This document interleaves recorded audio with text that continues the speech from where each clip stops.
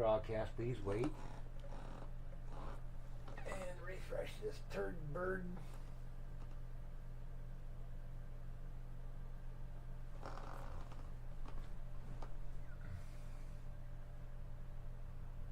Okay, it should be up and it should be live now. Show page. Live, yep. Robert's OBS bullshit. Live. That's what it says. Yep. And I've got it in there. I'm going to turn my, before I do, I got to make sure I remember where the hell I got the fucking microphone set and shit, so I ain't having to go through and fuck with my sound settings again, because I fucked those all up earlier. I'm telling you, man, it's easy to do.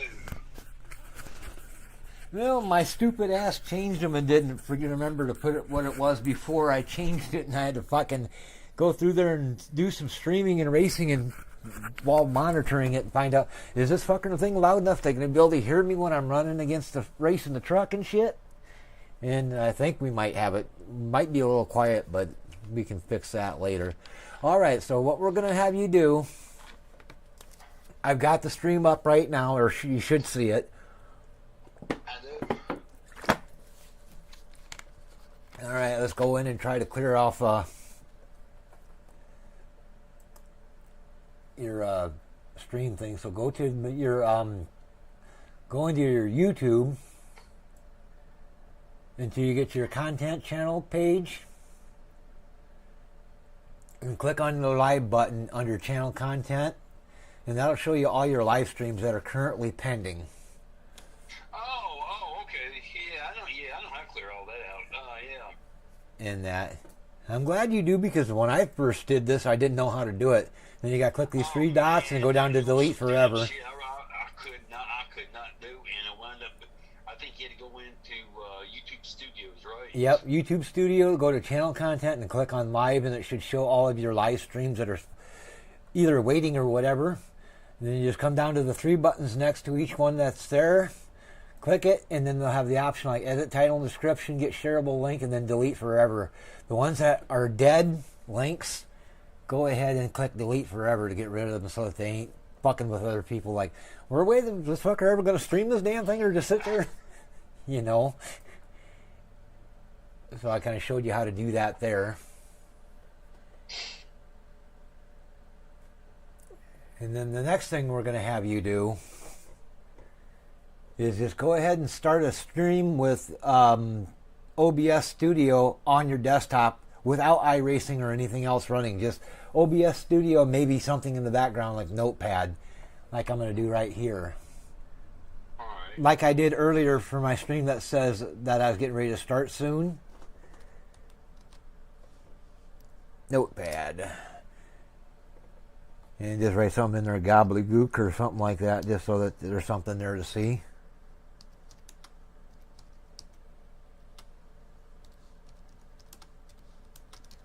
Now, which ones are showing us trying to start? Hold on a second.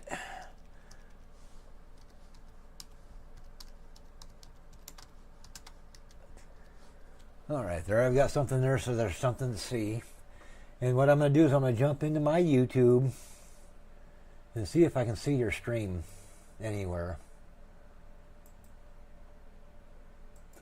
YouTube. Robert Friesman. All right, so the only thing I see on here right now is you've got my broadcast scheduled for 8/26/25 at 2:18 a.m. And then you got another one that's sitting there upcoming that's scheduled for 9:55. Those are ones that have already passed. And then you got one that was run earlier. So what you want to do is go in there and delete those guys out of there, so that you ain't got any sitting there that are upcoming.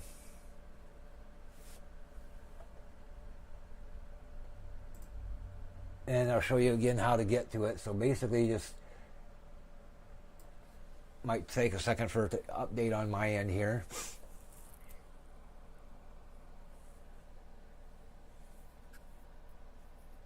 even though OBS fucking shows you shit you'd normally not see under the one that you had been using, it's still slower than fuck. There it goes. Right. Alright, you should now see my YouTube studio page up on my stream. Yeah. And then it's got like, I've got clicked on live right here. And then it's got my stream from this morning listed there. That's the only one I've got showing right now. Oh, you talking about channel content? Well, damn. Yep.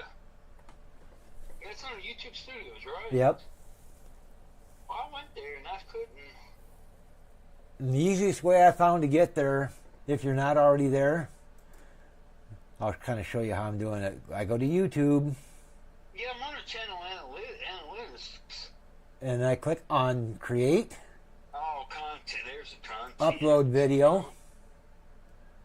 And then on the page where it asks you to upload the video, I just close that out, and then it's got me right into the studio.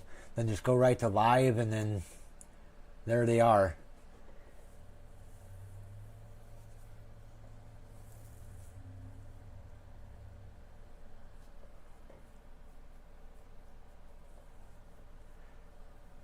And then you should see all of the streams and stuff come up, and all my videos are clicked on live, and there's my current streams that are going now. The one from this morning and the one that's currently running.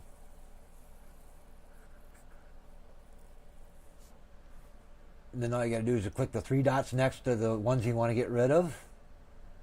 And go down to delete forever, and that should kill them.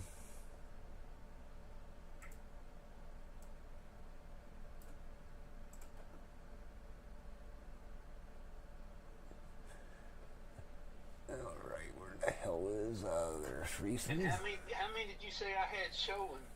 I'll pull it up and show you so you can actually see them from what I can see on my end. It might take a second to see it pop up, but you should see your page show up on my screen here in just a second from what I see on YouTube side of it. That's what you currently have listed in your channel right now.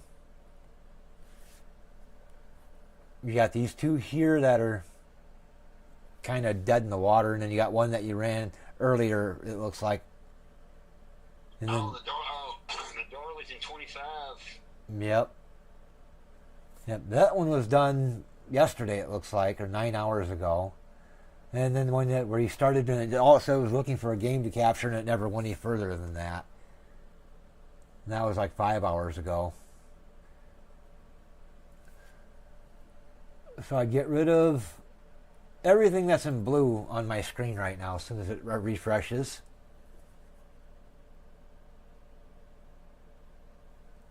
It might take a second for YouTube or the stream to catch up to show you everything that I've got highlighted.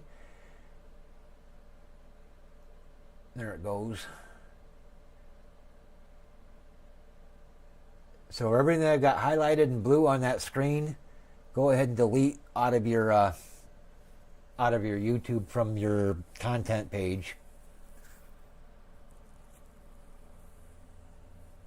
Okay. That way they're not fucking sitting there in limbo waiting to go, and that could be causing problems when you try to start your OBS to start streaming. With those streams that are sitting in limbo, it could be confusing OBS and it doesn't know what the fuck to do.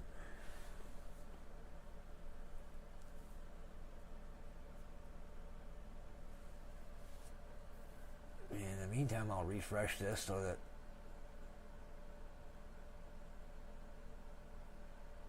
so far they're still there yet.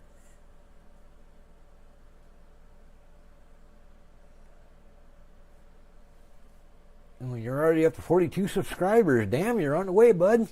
Yeah, man, it went dead in damn water, man. It did. Mine got up to about. I can't get no more. I like to get up to about 200 and some, but. I'd like to get to 50. That's my goal is to just reach 50. I'd like to get to the number where I can at least get monetized. Yeah. I think that starts at 1,000.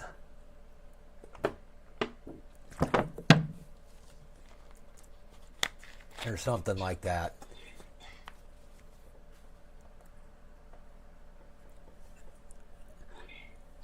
But I haven't put no new content up on my page for a while.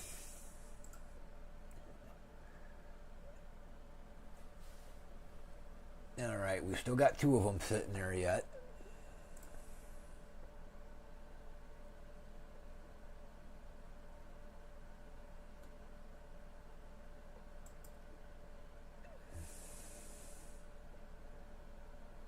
That should be all of them. Yeah, right now they're still there, at least on the last refresh. I'm refreshing again. Okay, so the one my broadcast for 8/26/25, that one's still there. And so is the Darlington, South Carolina test session 8/26/2025. Okay. And you still got a Milwaukee Mile one in there yet, too.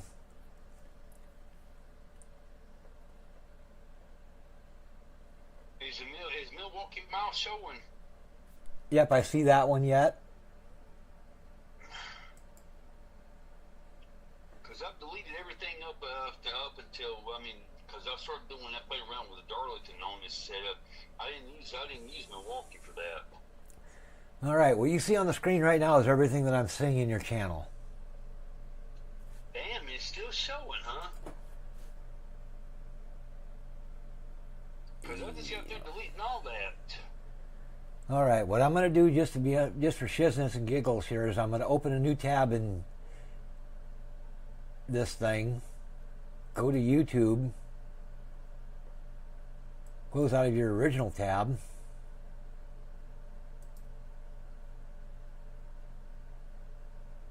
go to your name under my subscriptions,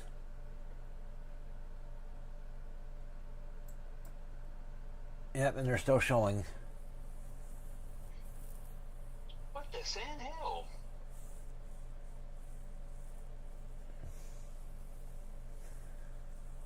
Not sure.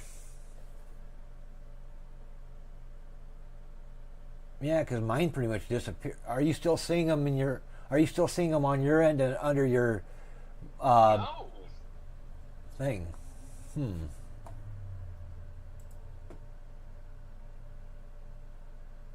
How many more do you see?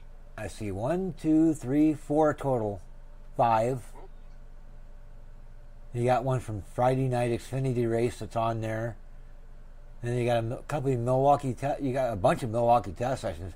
You got a bunch of streams actually still on there. Huh. Okay. Let me go in and just start cutting. Let me get rid of them just like that then. And I didn't know the Milwaukee Mile went in there. So okay. Yep. You got one from from Kentucky still in there yet. Holy cow! And those are 3 weeks old. You got Lucas Oil Park still in there. You got one from Pocono that's been in there for a month. Okay, I need to go back and look and see that. How the hell you seen it? Because under my videos,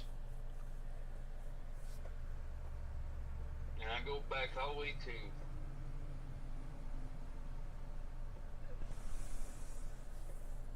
Well, I see the Milwaukee test session. Well, hell, they're all test sessions. Yep. And they're all still showing being open? They're all still showing there. It's impending. The newer ones do. The ones that have the blue R next to them that look like your screen name or whatever, or icon or for your screen. Okay. Yeah, let me go in there. Those are the ones that are still showing pending. Let me go back into YouTube Studios.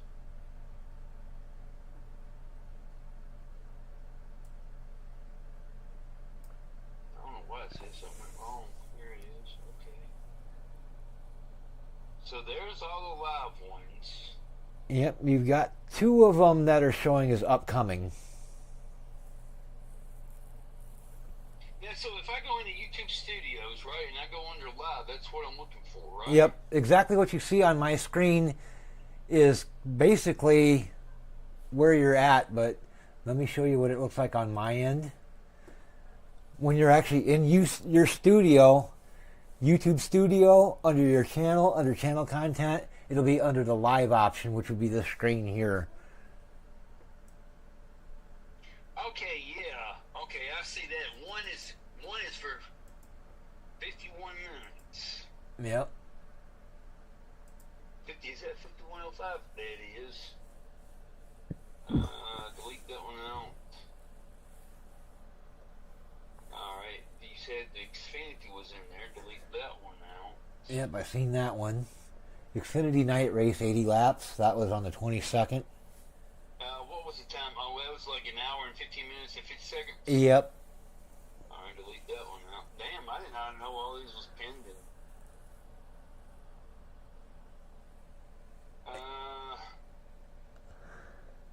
See, they're all not showing. I mean, they're not showing pending for me. So which ones? How many more are left? The ones that are showing as upcoming would be Darlington SC Test Session 8:26:25. I just need time on it. It doesn't have a time listed other than scheduled for 9:55 a.m. It doesn't. Oh wow. Okay, here's Milwaukee. 8:25. 8:25. Well, damn, that doesn't have a date on that one. There's 16 seconds. Well, let me leave that one out. Yeah, because the ones that are showing as pending, the reason they don't have times on them is because they haven't been created yet. Well, I mean, damn, I did not know all that. I thought it was all damn videos I made. And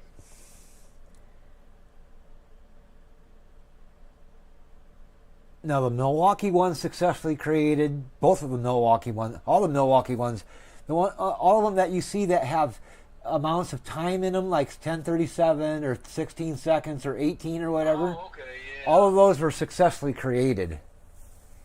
And you had streamed them for that amount of time in their existing files.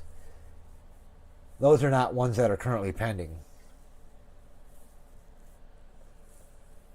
But any of them that are listed as, pull it up so I can see what. I got one that's live on mine that doesn't have anything. Like, for instance, the one I'm going to delete is going to be the one I had this morning. Since I've already done that one and everybody's watched it. It doesn't show like it's pending for me. Alright, so can you update mine, see if there's any more that still needs to go? Let me see if I can refresh it here. Yep, your Darlington upcoming ones are still there. Okay, that's the problem. I don't see. Wow, Darlington is completely gone. I don't even have that one no more. Yeah, the only thing I still got showing is all Milwaukee's. Yep, I mean, the Milwaukee ones are all ones that have been successfully run, so. Clips, is you under clips? Nope. Restricted? No. Use.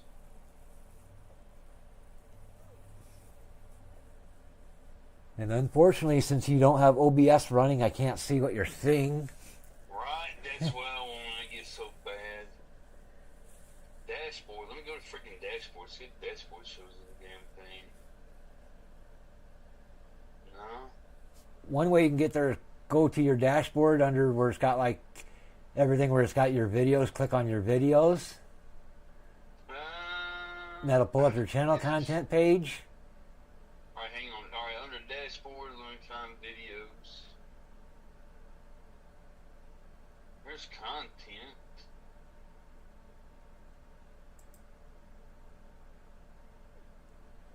Views. Now, why the hell can't I see what you see? I see the screen on that, but I don't see how.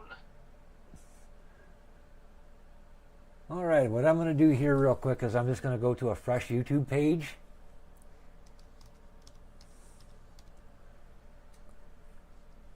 With nothing in it. Right. Okay, this is just logged into my base account. You can give it a minute for YouTube to refresh. Because I see your videos, your clips, and all that stuff right there, but I go to yours, and I don't see nothing else pending. Live, short, and videos. All right now you're seeing what I'm seeing on my YouTube. I got Emily's live thing there plus something for Trump's real numbers, and then. Okay, I'm still waiting. I'm I'm still waiting for it to catch up.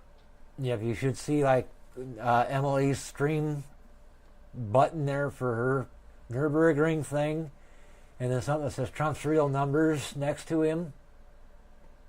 No, I still see my screen showing up on yours. Okay. Yeah, it's probably still slow to, how these damn things are. Yeah, because right now I'm on a fresh, like I just opened up YouTube and have not loaded any videos or nothing yet.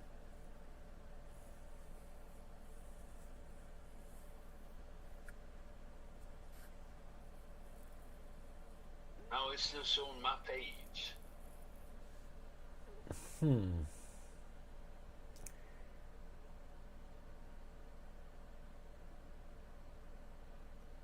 Ah, there it goes.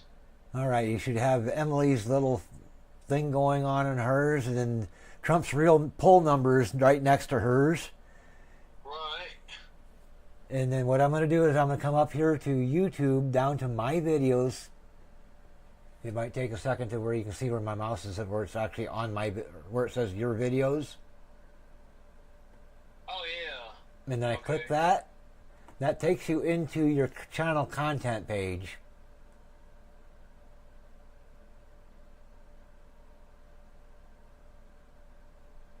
And 20 years from now, when it refreshes, you'll see. Okay, yeah, all right. I see home video. Yeah, I see that right there. Except I got to see home videos, shorts, lives, and playlist. All right, click on live. Okay. Okay, I see them two upcoming, yeah. Okay, I can delete that one. And I can delete that one. That should take care of that. Oh, no, I see the upcomings. Yeah, okay, I see that right there. All right, looks like you got them because I don't see them anymore. They're gone now, so. Oh, no, man, I got a shitload in here. It's like that. Good Lord, I did not know.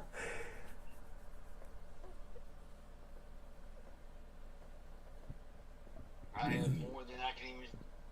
More than Carter's liver pills, man. Yeah. I'm telling you, like. I did not know I had that. I did not know I had that many, dude. I'll be honest with you. I got 4 more to knock out. And from what it appears, the only way you can get to your streams that you have streamed to watch them again is by going into your channel and clicking this live and then clicking on them there. They don't store to your normal videos. Or at least mine haven't yet anyway, for whatever reason. Okay, all of them are good and it's all gone now. There. Alright, I'll do a quick refresh. Yep, so the only thing I see is just your Milwaukee Mile and the ones that you have successfully been able to run so far. Right. Maybe that right. I don't know if that's going to fix my problem with OBS, but. It might. Now, one thing that'll happen as soon as you go into OBS, Yeah. and you do that manage broadcast thing, where you put the title and the description and all that shit, as soon as you do that, it'll show up in your YouTube channel content under live as a pending stream. Right, yeah. And it'll stay that way until you start the stream in OBS.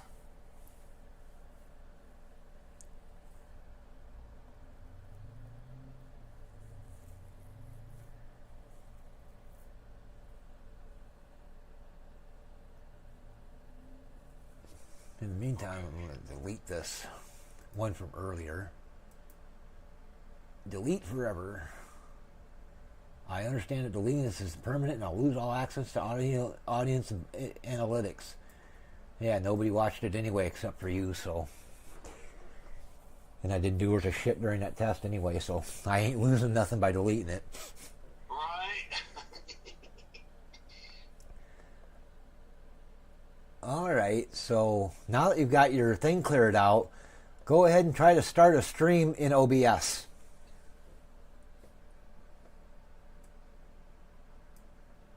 Well, I do have a stream live going right now. It's I mean, I can start it up. It's already with the test session in Darlington. So just start streaming it. Yep, just start streaming it, and I'll see if I can see it come up. But when you're streaming it, just stream only what's on your desktop. Don't try to open iRacing. Okay, I need to cut off iRacing because iRacing's going. So let me cut that out. Yep, that way, in case iRacing crashes or something like that, it doesn't fuck your stream up. Right. First of all, let's make sure you can just stream, period. Okay. Alright, now. Yes. Ain't nothing running except for nothing in the background. Okay, so basically what we'll have is eventually you'll be streaming something like what I'm streaming right now. Where all I got is my desktop and then a notepad open that says gobbledygook shit, so there's something to see. Oh, yeah, I see that, yeah. And I'm doing that because I know those are stable programs that I can stream with OBS and not have any problems. Okay, not for kids. Refresh. Enable the DVR. No, that's not going. Okay, so done that. Start streaming. Oh, video broadcast. And there it is, that black screen. Alright, I'm looking to see if it popped up yet, and I haven't seen you go live yet, so. What, I've got about 9,000 different windows open, so what I'll do is I'll create a fresh one.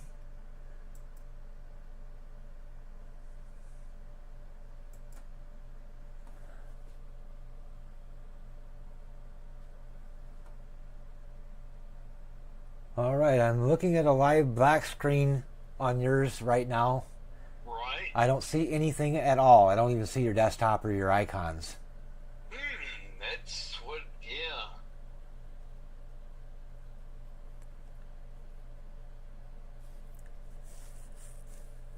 So at the moment, there's nothing there.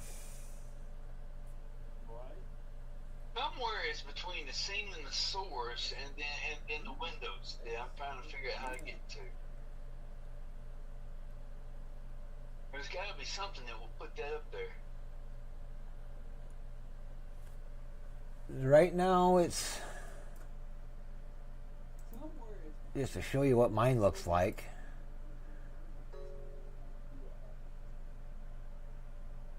Because right now, I've got mine just on the standard source screen background, where I'm doing just a normal capture.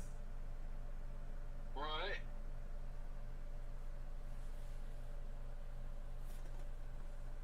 But under scenes, what are you under right now to capture that? I mean, what name do you have? Under capture. No, under scene. Under scenes. There's nothing under scenes. Mine's just blank. Mine says no source selected. Wow. No scenes, no source. And then under sources, mine says display capture. And you're getting your content. You're getting your desktop to show up.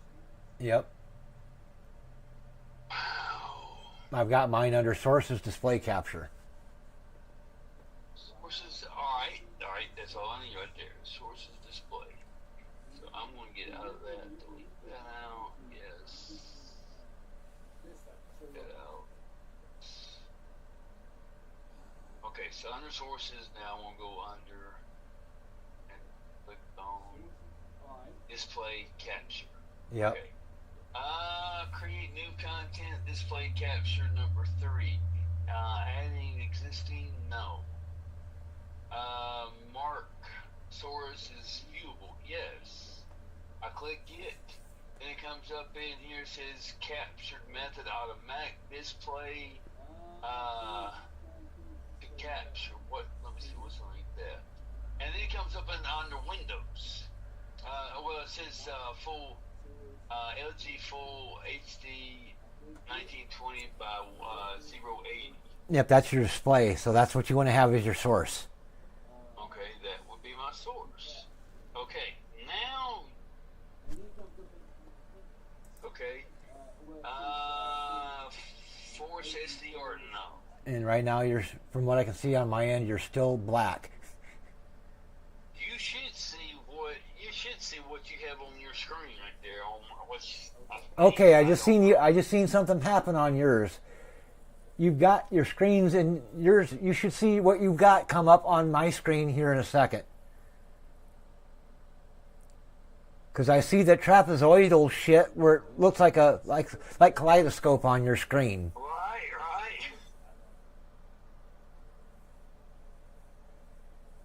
So what I'm going to have you do real quick right now is open up something like Notepad. Hell, dude, where do I go find that at? Okay, grab your keyboard. Okay. And on your keyboard there should be a key that's got the Windows logo, the four squares. Hold on, let me see. Four squares.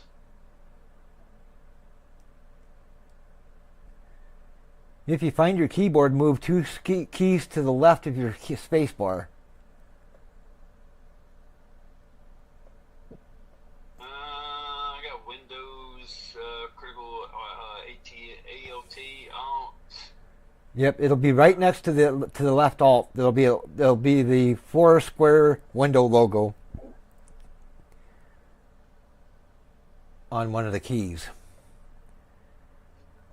Look at these. I really do not. I've never really paid attention to that. So, if you find the keyboard, the space bar on the keyboard, the key just to the left of the space bar should be one Alt key, and then just to the left of that key should be the Windows logo key. Yeah, there's a Windows key. Yep, that's your Windows key. If you press and hold that down, press the letter R as in Robert, and let go of both keys at the same time, you should get a run window pop up that looks like this. Okay, I got it. Yeah, I got it. Okay. And as soon as it says run, it'll say open, and type the word Notepad, and then click OK. Okay, the run Windows is open. What do I put in there? The word Notepad. Okay, Notepad. Okay, gotcha. Okay, I got it. Yeah, I got it. Okay. And I see it on yours too. Okay, the run Windows is open. What do I put in? Windows cannot find. Double check how you're typing or you're spelling. Notepad, one word. There's no space. Okay, that's why. That is why. Holy crap, dude. What the good news is you are successfully streaming your desktop.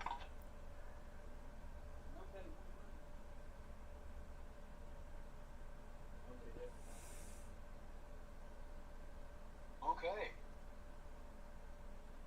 There's your Notepad. I don't know what the fuck you got open in it, but holy shit. Yeah, all kinds of garbage I in ain't it. even touching that. I have no idea. Alright, you can go ahead and close the Notepad. That is like, yeah. You opened some fucking file or something. I typed in Notepad. That's what came up, bro. I swear. It's probably what was open. It's probably a program that was set to open with it or whatever, but go ahead and close that out for now so that you don't have Notepad open. Now, what I'm gonna have you do now is go ahead and try to start iRacing. I want to watch to see what happens when you try to start iRacing. Okay, hold on 1 second. I like a dummy. I wanna. But that's really weird. Okay. I'm cheap. I just took a picture of that. Because I don't want to sit there and see if I screw up later on. I know what to do to get that damn shit Yeah. up there. Biggest thing is make sure your display is set to LG Full HD 19 by 20 by 1080. by whatever primary monitor, whatever the hell it says there. Do what now? What it says under your display where it says LG Full HD 1920 by 1080 0.0 primary monitor. That's what you want to have that set to. Okay, so let's go to iRace. And as long as your driver for iRacing or your video card drivers are all up to date and everything, it should theoretically load into iRacing. Oh, yeah, yeah. Well, damn. There it went. Okay, I haven't seen it yet, so right now I see there's your thing on the start, and you're clicking open right now, and it's trying to load up. You're not logged in. Please wait, loading initial data. All right, go ahead and click next, or get rid of that thing. Now try to jump into a test drive session. So up under where it says Season 3, where it says Quick Actions Test Drive, click Test Drive.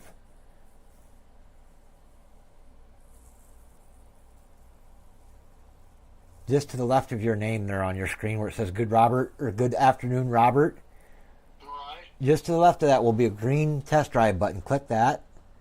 Then click the green test drive button and let's see if it loads into the thing without crashing.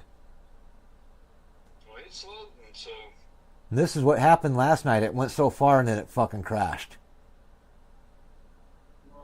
Well, like I said, I have not done no Windows or no updates on them drivers since I got this thing.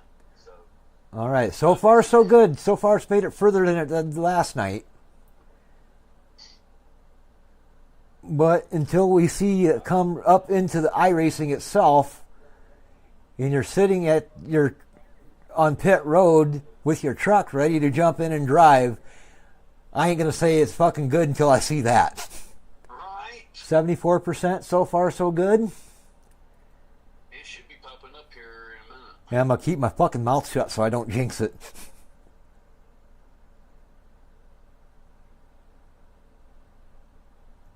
But last night it would start doing your little thing across the bottom and it would say iRacing has went unresponsive for X number of seconds and has stopped responding. Wow. All right, click test. Let's see if you can get in your truck.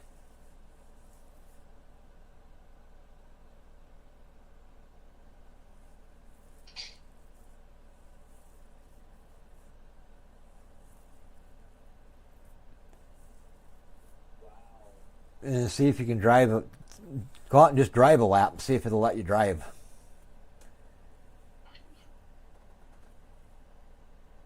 There you go. Now you're in the truck, so go out and give me a lap. Let's see what she does.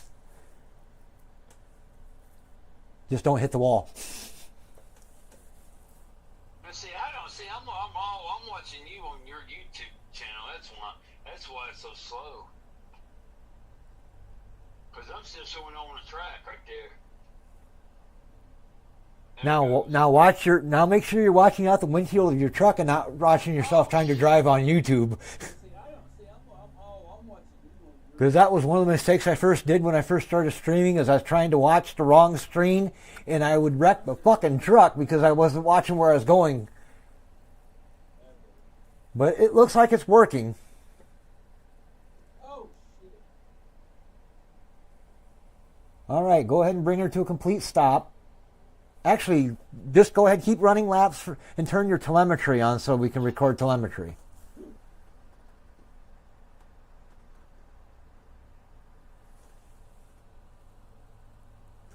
Because I want to see if we can pull up telemetry in Motec with this thing and actually have it to where I can see it. Is that right there? Man, that's going to be phenomenal if it does work. I don't see why it wouldn't. Because right now we've seen that you can have your background of your desktop showing and you can have Notepad showing and everything like that, which means you're having other outside programs running that we're streaming. So once you get a few laps under your telemetry done, give it about 3 or 4 of them so it's got enough data there to actually see something. Actually turning pretty decent lap times, 39:148.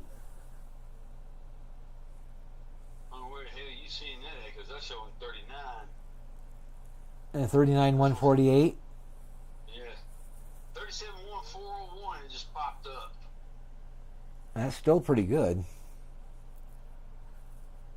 I like to see a 30. I like to see a mid 33 or maybe a high 33. But yeah, 30. I don't like 34s. There you got a 37. You know what? Chad, this is my thing right here. If you see a 34, right, and I love numbers. I'm just stupid in math, right? I really am. I don't know shit about it, but I love numbers. But when I see like this 37,401, right? I'm trying to figure out when you see that, where would it put you in the field, in what position? That's what I like to know. What that'll do is that's going to vary a lot on a lot of variables you don't have control over right now. So right now you're just turning in a test session. Where that's going to throw you in the field depends on what the strength of the field is, what the I rating of the people that are in the field with you would be. The only way to know for sure. That's true. I forgot that calculation right there. Yeah, the only way to know for sure is to go out and run some time trials and see where you end up in the time trial run. Or go out and run some test practice laps in an open practice, and then you should be able to see what their lap times are compared to yours in an open practice. Now, you know that I was actually watching. Oh, this is on Aerial 51, right? Yeah. I think it is. They got the telemetry that we've got. Yep. And anyway, they said they got where you can go in there and take somebody else's in time trials or something like that, and you can see who is like it's me and you, right? I can go see yours, and I can turn around and look at where you're gaining and I'm losing, and it will show you how to it'll even make noises of when it's time to break and how to be. Now this is like for a road course, so and this is how I found that out.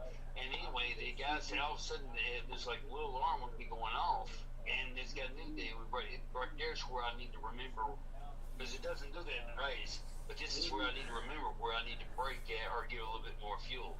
That's what I call freaking cool. Yeah, what you're trying to do there is something that the workbook that I have and that you have that you downloaded from me won't do.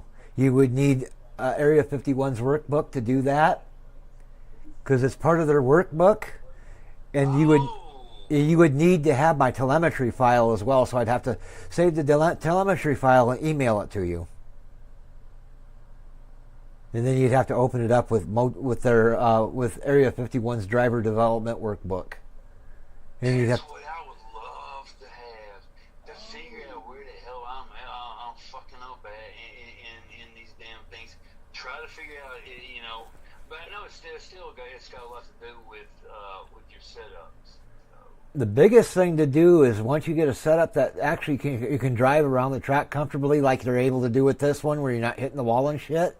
Right. The best thing is to sit there and look back at someone else's replay of them actually running around the track, like I'm doing of you right now, and see where they're running around the track at, and watch their on-screen telemetry of what their brake pedal and gas pedal is doing.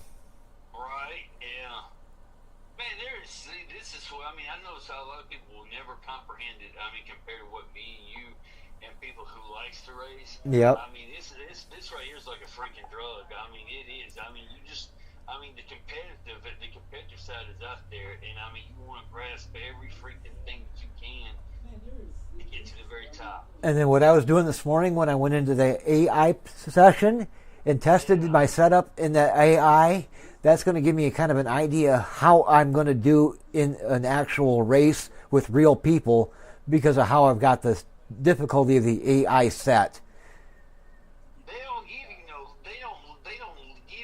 leeway to try to adapt to your driving style, does it? It depends on how you set the AI up. You have adaptive AI where that will adapt to how you're driving your truck. And if you're driving slow or not doing real good, they'll slow down and allow you to kind of catch up. It's kind of like a fun factor. Right. But if you're really fast or really good, they'll speed up and they'll go faster. They get harder to fucking run with if you do the adaptive AI.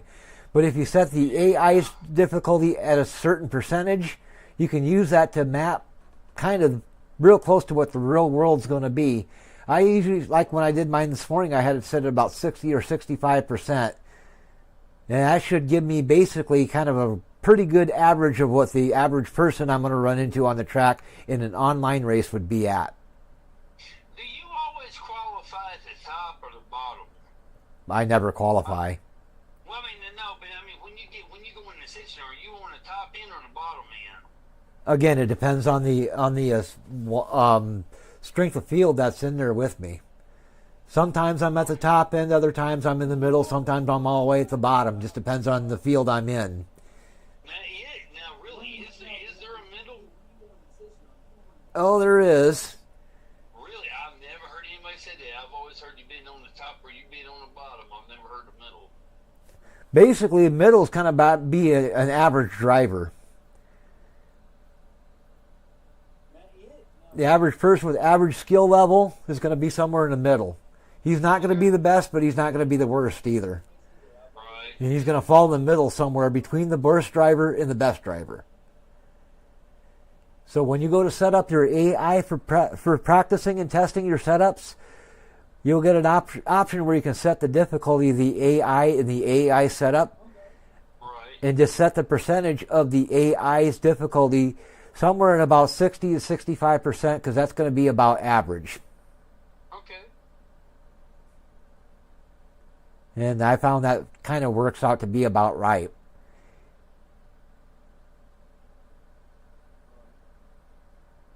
Hey, it's always learning.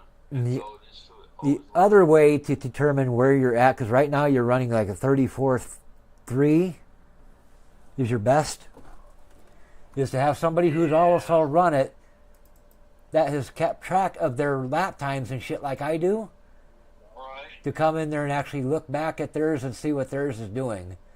As soon as I find Darlington, where the hell is Darlington? There's Darlington.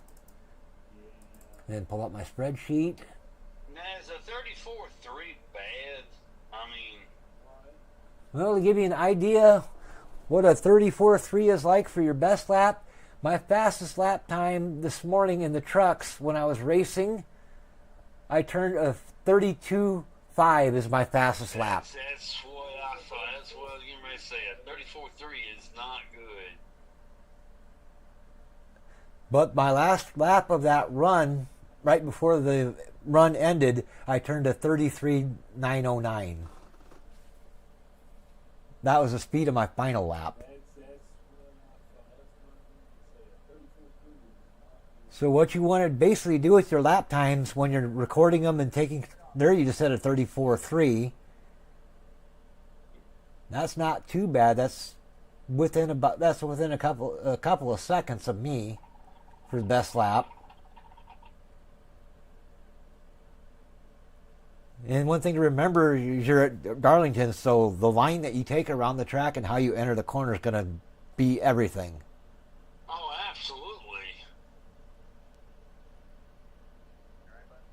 Because my fastest lap time that I run in a pit practice so far, like I did this morning, the fastest lap run I've done so far doing that was a 32.7. And then the second run of that was a 32.4. Then I did a 31.3, and then I did a 32.5 over the 5 laps or 5 runs that I did of that. But when you're keeping track of your fastest lap time, you always want to take a look at your last laps too, and compare those to the fastest lap time. So that tells you how much you're falling off. And it looks like I can see your Motec data. Oh, you can see it. Okay, I'm looking at your screen. I don't see it on mine, but there. Yeah, I'm glad you can see it. I can see it. It probably just hasn't popped up because you just opened it here a second ago.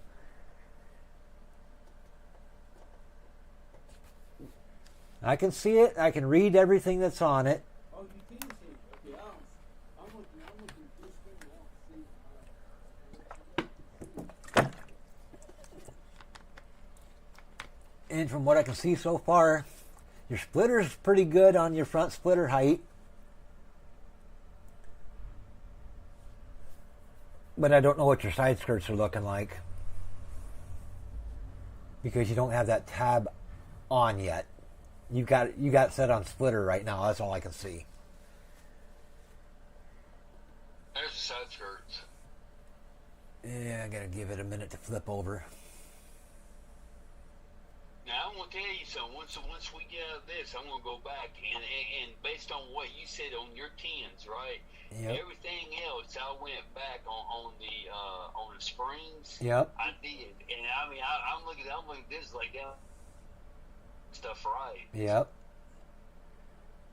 All right, your side skirts look good.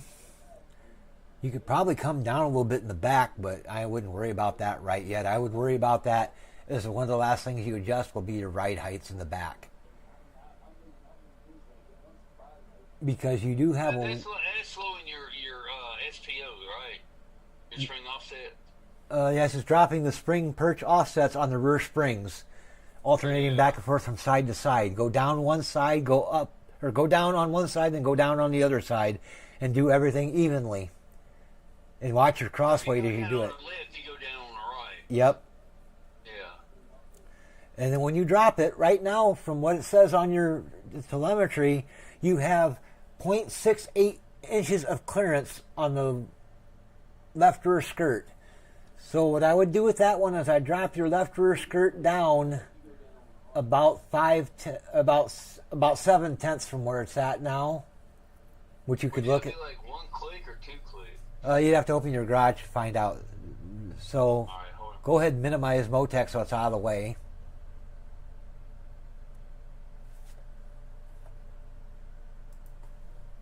Oh, 6.8.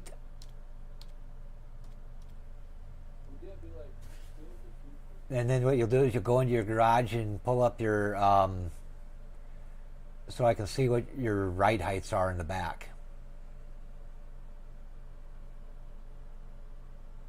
All right, your right rear ride height is 5.47 or 5.467. Yeah. And since I know that, I'm going to go ahead and write that down real quick, just so I got it. Oh, where the hell did it go? 5.467.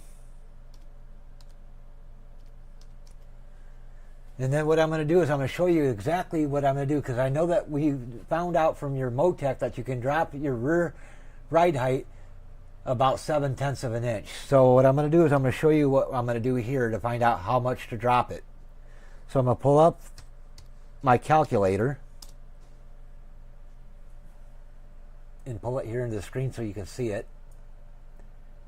And what I'm going to do is I'm going to take your rear ride height number, which is 5.467, and then I'm going to subtract that 0.068, and that tells me I need to drop your rear ride height on the rear of the truck to 4.787. That's how much you can go down. What was that number? It should pop up on the screen. You should see it in my calculator on the screen there. Yeah, I'm just waiting for it to come up.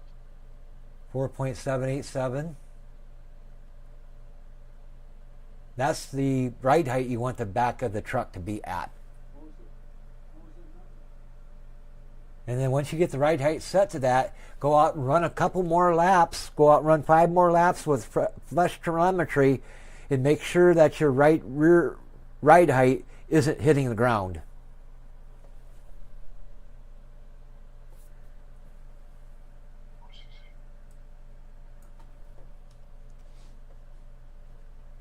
And when you do it right, and you do it in your spreadsheet will look like this under your arrow tab. And it'll take a second for it to show up on your screen.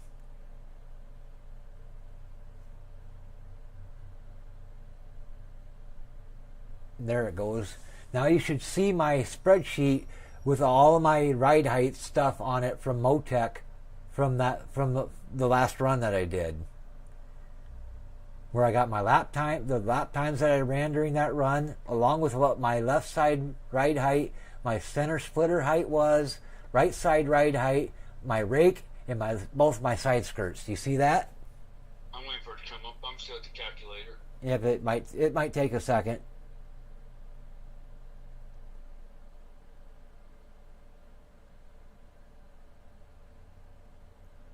And what this will do is it'll let you keep track of what your ride heights are from run to run.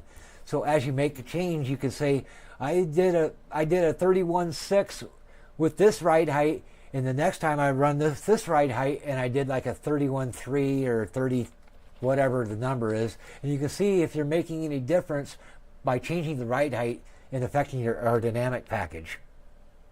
Okay. And that's the way this whole spreadsheet's set up. Is anytime you make some kind of a change somewhere, you can look to see how that change affects your lap times and your tire wear, and find out if it's actually working or not. Okay. All right, I need 77.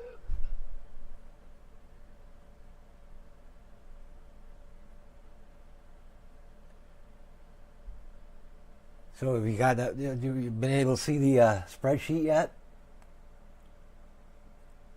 Yeah, I've seen it. Okay, I'll go ahead and minimize it since we're kind of done with mine. But basically what you do now, since we got the numbers from Motec, now you'll go to your right rear ride height and adjust your spring perch offsets until your rear ride height reads what my calculator reads on the right rear.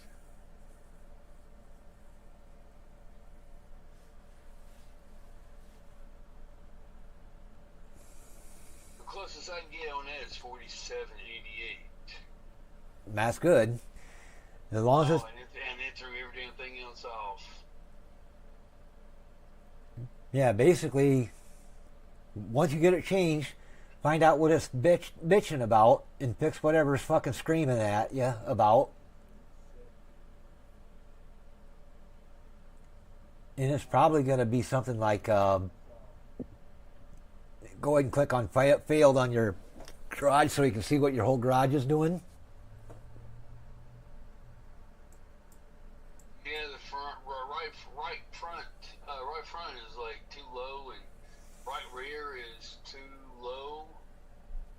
Yep. And the left rear camber is too high. All right, so just fix whatever's broke there by adjusting your spring perch. I'd start with the right front first, get the right front to pass tach.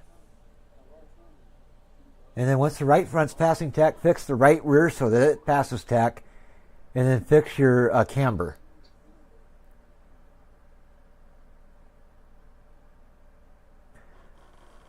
Yeah, so if you make changes that throws everything out of whack, because it will do that. Right, yeah. Just go through and fix all the shit that's broke, fixing one thing at a time until the problem's gone and it's no longer bitching about it before moving on to the next problem.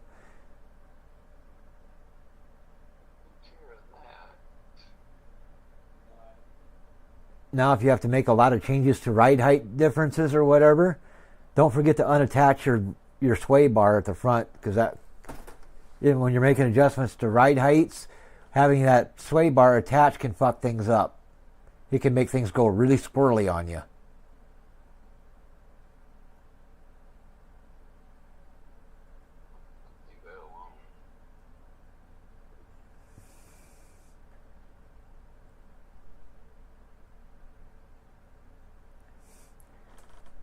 And then always remember for your ride heights, the maximum you can, I don't remember what the maximum is, but the minimum is 4.5.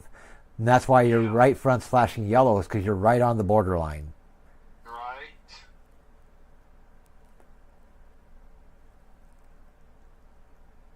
And if you try changing something and it won't fucking move, try the other arrow.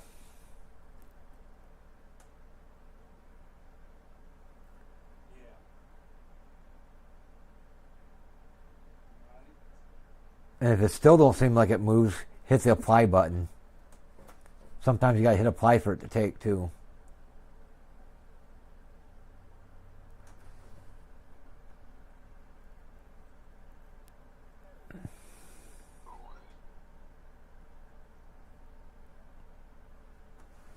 Yeah, your left rear camber. What's going on with it now is you're trying to go the wrong direction. So you're going to need to go on the left arrow on your left rear camber.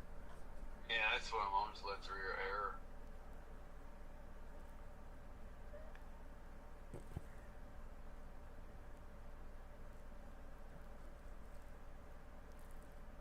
Huh.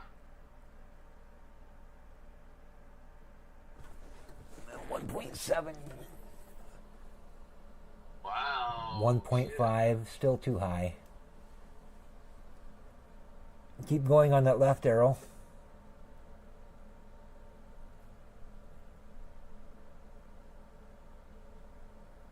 Yeah, 1.5, 1.3. Yeah, 0.5 is all I can get out of that. Problem is, it's so fucking blurry. I can't see what the numbers are doing. Yep, it stopped at 0.5. Oh, wait a minute. Nope, there's 3.9. Okay, I had to catch up. See what it says right there. And I see Oh, 0.5. it's still 3.9. That's too low, ain't it? Oh, for your camber? Yeah. Right now, the right rear camber, you can go. Oh, this is the left rear. Is blinking. Yep, so you've got to go left arrow now to go up higher with the camber. Yeah, I'm on that, and I keep clicking on it. I cannot do it. Won't do nothing else. Oh, this is the left rear. Yes, it should be going higher. It should be going up to 4. The closest I can get it, if I can wait for it to kick in, is I think it's still 3.9 is the highest as I can get it.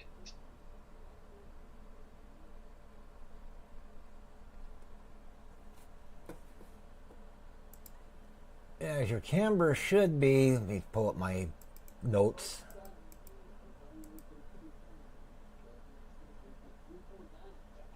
Yeah, because if you got your left rear camber at 1.9, it should be borderline too high.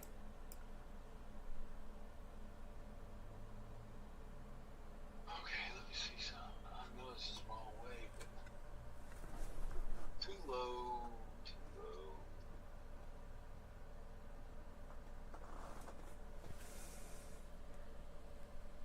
Alright, I got plus 1.5 camber, 1.6, 1.7, 1.8. I'm going up, so. Yep, so if it's 1.8, it should go. It should pass at 1.8.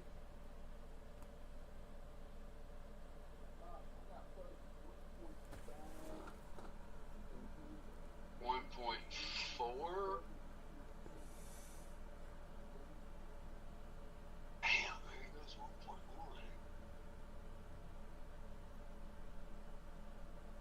1.0. 1.3. 1.5. 1.6, 7, 8. Yeah, 1.8 should pass.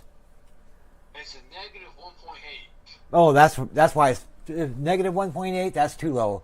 You got to go the other direction. It would be the right arrow, right? Yep, it's got to go higher. All right, here's a plus 1.8 still in the red. Wait a minute, there it is. Okay, it kicked in. All right, kick it a little bit more. Camber is plus 0.6. And we need 1.8 or 1.9. Which one? Yep, either one, 1.8 or 1.9. Okay. 1.8 would be optimal. 1.9 is probably as high as you can go with and still pass without being too high. Yeah, 1.9. Oh, there.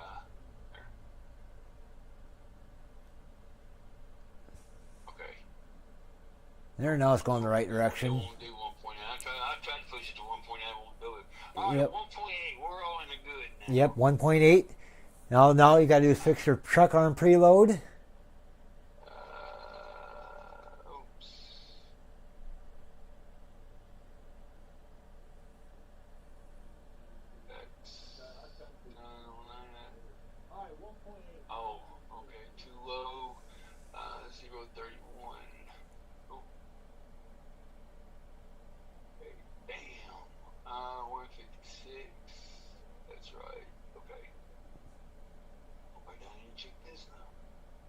All right, from what I can see here, other than your right front is too low. Yeah, I fixed all that.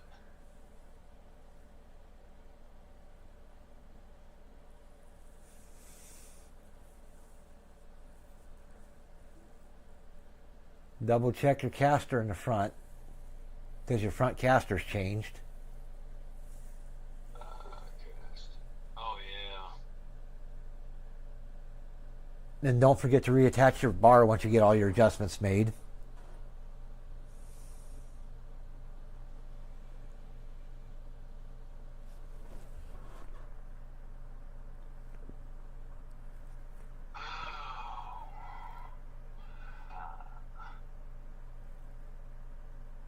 There, that one's good. Now you just got to get the right front caster set. There you go. Fix your toe in. The camera's plus 5.8. Is that correct? Plus 5.8 is too high. You're probably going to have to drop it down to 5.7. All right, 5.7. Okay. Or 5.8 if it'll let you get by with it. I always jumped up to 5.8. And it's not bitching, so I leave it there.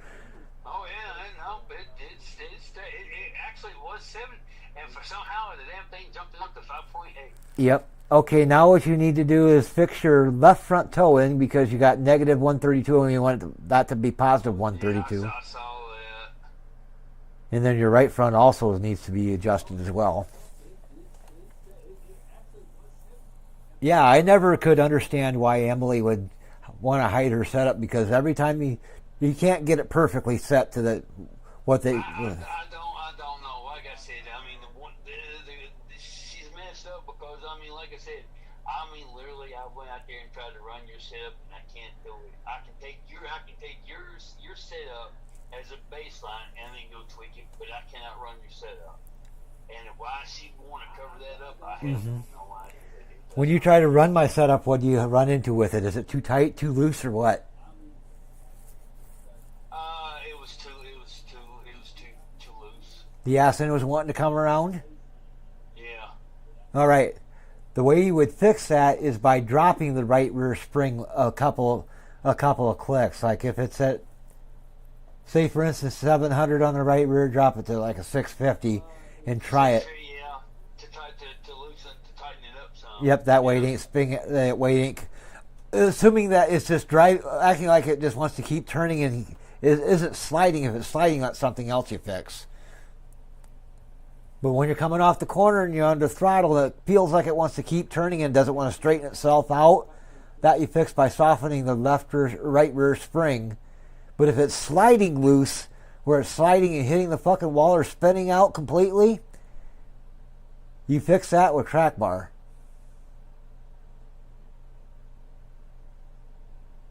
All right, so now you got to do is don't forget you got to go to your Motec, and then you got to close out your Motec. You got to close out the file. Up in the tab. Yep, I up. forget that sometimes. Up in your Yep. So you got to go into your menu bar under Motec and hit the folder with the red X. That'll close out your. No, not that X. No, you can do it that way, I suppose. Now go ahead and clear out your Motec. But right next to the arrow. Okay, now delete it. But just as a highlight here, I'm going to show you something real quick. So jump so you can see my stream.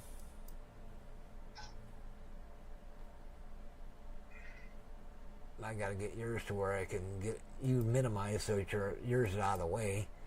And what I'm going to do is I'm going to pull my Motec because I'm going to show you a trick. I don't know if I got stuff in my Motec or not.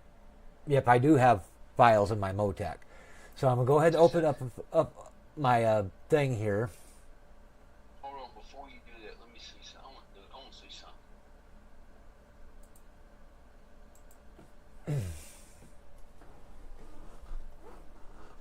want to see if this is actually possible.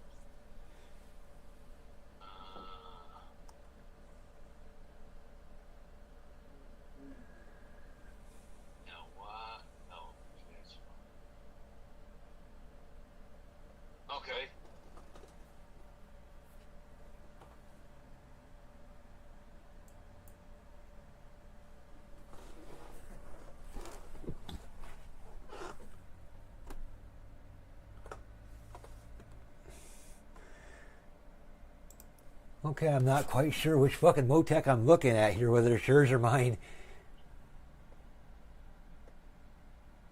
Okay, I'm watching your stream, so I was looking at your Motec. Alright, if you pull up my stream, you should see my Motec on my screen. Right. I'm going to show you a trick. Now remember, when you go try to fucking delete your... when you try to delete your telemetry, Right. you get this goofy fucking message that tells you you can't fucking do it because it's open, dumbass. So what I do there is Yeah. I do is click cancel, and get my window out of the way here, and I come up here to the taskbar. You see where my mouse is right now?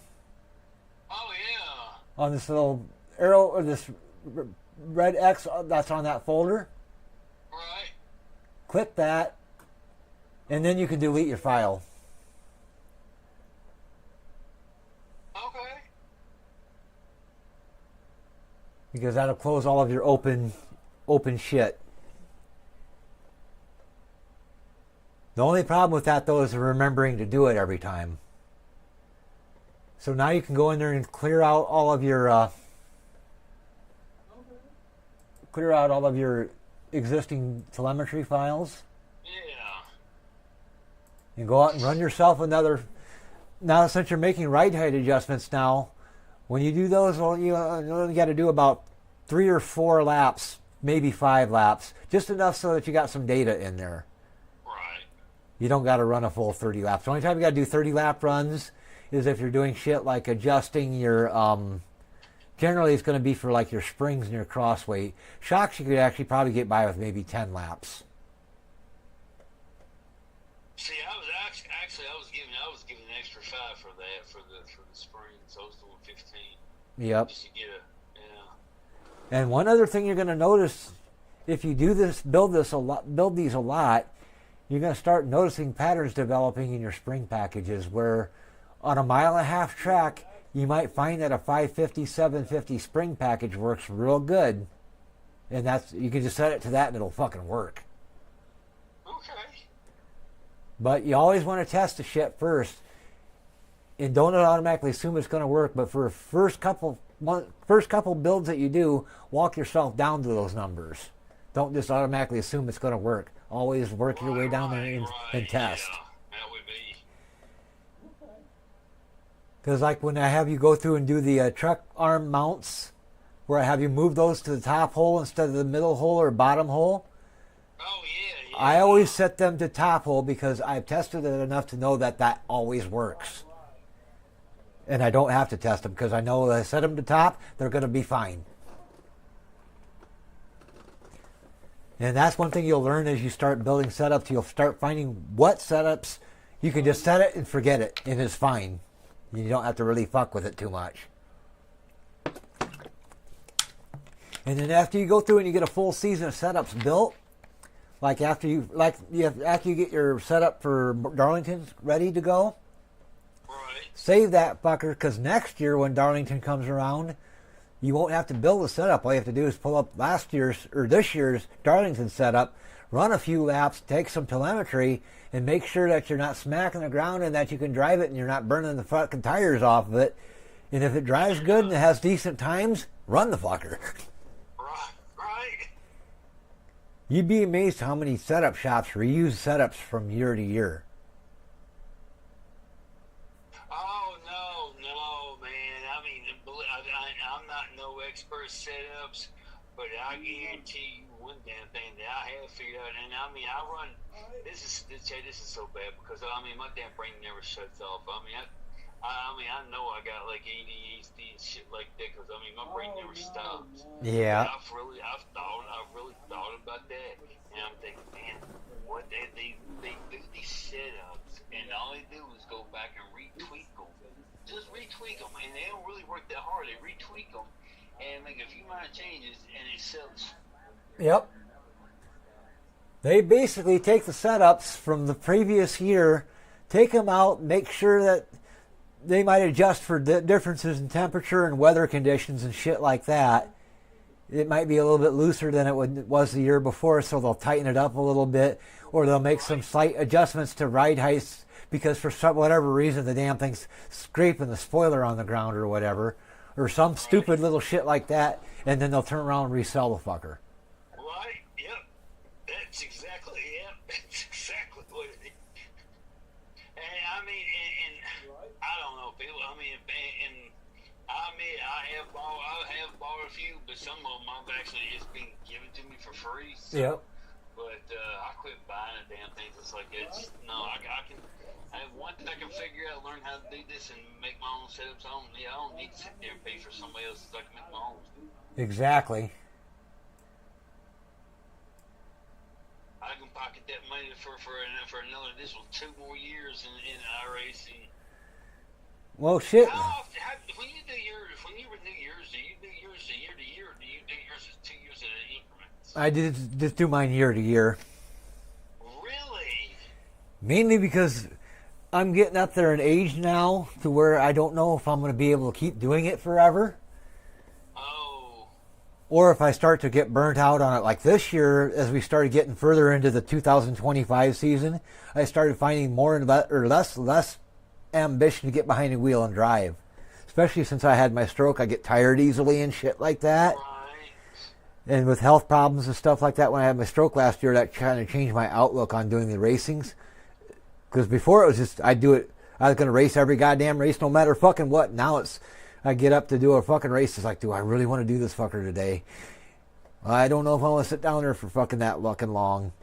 So I just do it year to year. I know the feeling. So I do it just year to year, just in case if I get fucking bored with it and tired, I've only paid for what I've got so far, not the whole fucking year. So if I buy it for 2 years and I get tired of it after a year, then I got a year that I paid for that. Unless I ask from bitch for a refund, I'm out that money. And especially if I don't use it. Right. And there's some people that just do month to month too, which is fine if they want to do it that way, but you get a bigger discount if you do at least a year. I've done the math on it. That's why I've done the math. I mean, I'm 50. I mean,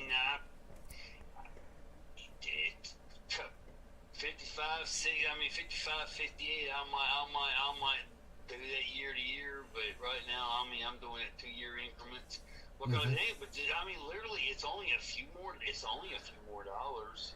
Yep. See it. And I mean, if you break it down into a weekly or monthly cost effect, it's only like $3 something a week. So really, I mean, even if I did something happened, I mean, I lost $3 a week or $3 a month. I mean, you can go eat a cheeseburger and damn, I mean, you've already doubled that price of a cheeseburger. Yeah, I just basically do mine year to year because to me that makes the most sense, because not knowing how long I'll be doing this for.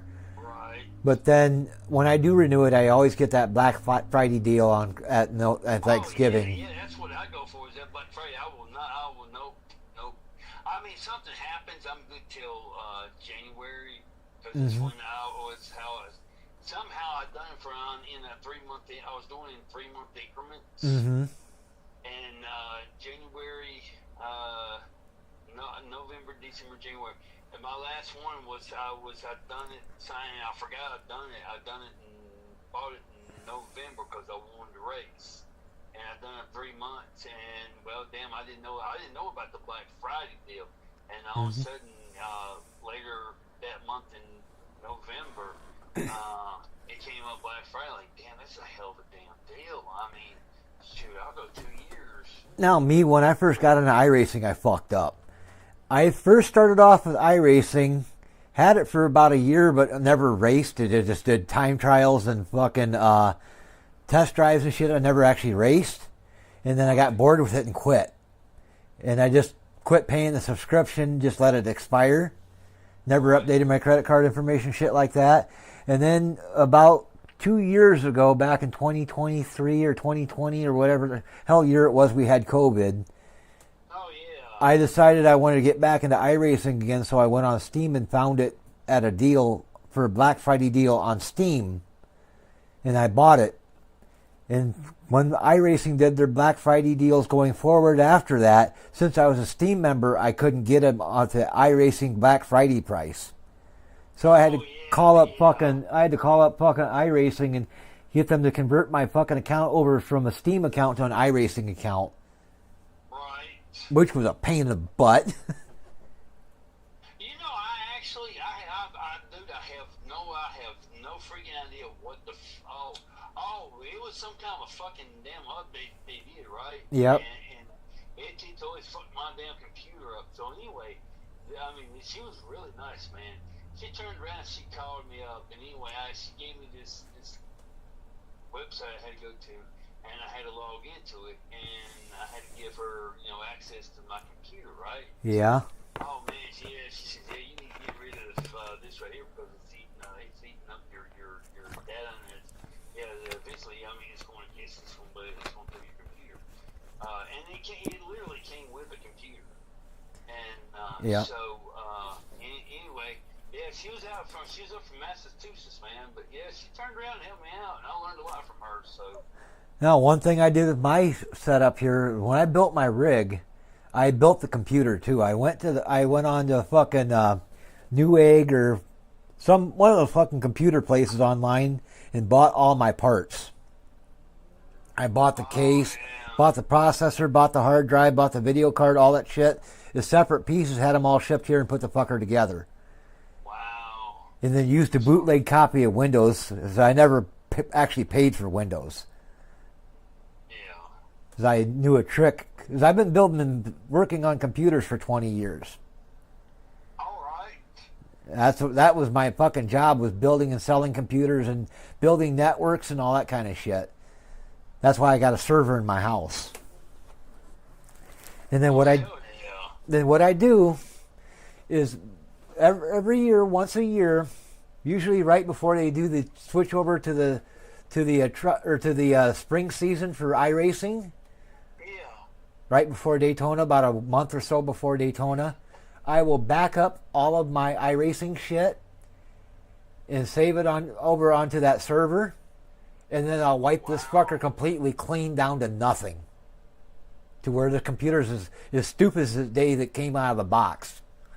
Where it has nothing on it, not even Windows. I do a fresh reload of Windows, reload a fresh copy of iRacing, and copy all of my settings and stuff back from the backup on the server onto this thing, so I got a fresh ride hose. It's like a brand new baby. Yep, it's all fucking all new. Oh, I told you, Chad. I told you. You didn't believe me when I saw you. I did not image you the way I saw you. I did not. I don't know what I had a kind of image in my head, but it was not the image that I saw. Mm-hmm. And the moment I saw you, it's like, man, this is like and this is in a way like a dirty professor. I mean, one of those like really nerdy ones. Yep, I'm a geek. I admit it.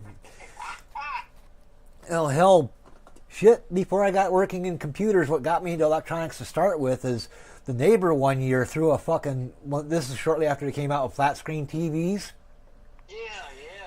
He bought one and the fucker went to hell and he threw it in the dumpster. So what did I do? I went out with the fucking dumpster and grabbed the son of a bitch out of the dumpster, brought it in the fucking house, tore it apart, figured out what was wrong with it.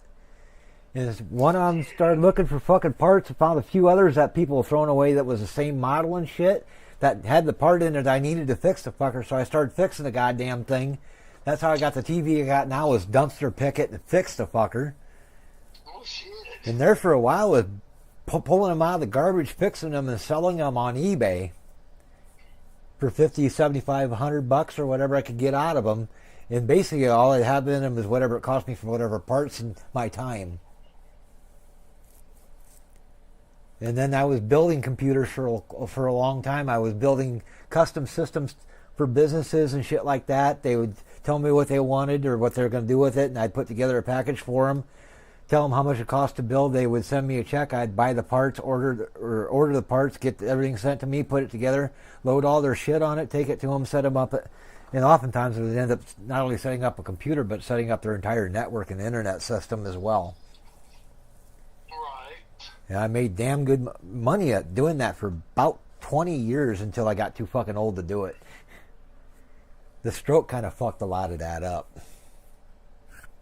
Hey, it might have screwed you up, man. But I mean, you're still here with us, and I mean, you ain't not. I mean, you might have lost a tad, but I mean, you've not lost nothing. So I mean.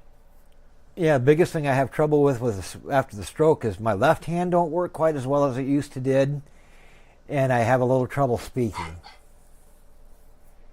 A little trouble what now? Speaking, Oh. where I'm sometimes hard to understand, where I slur my words a little bit. Not from what I've gathered. Oh, you can tell if you get me talking for a long enough time where I just keep talking over and over, I will hit a point where I'll stumble and trip over the words. I don't know. So far, like I said, I've not paid attention to it, but you know. Yeah, the doctor noticed it when I went for my last thing where I had to go talk to the brain doctor about how my brain was working. Shit. He said when I was talking, sometimes he can tell when I stumble, I trip over talking.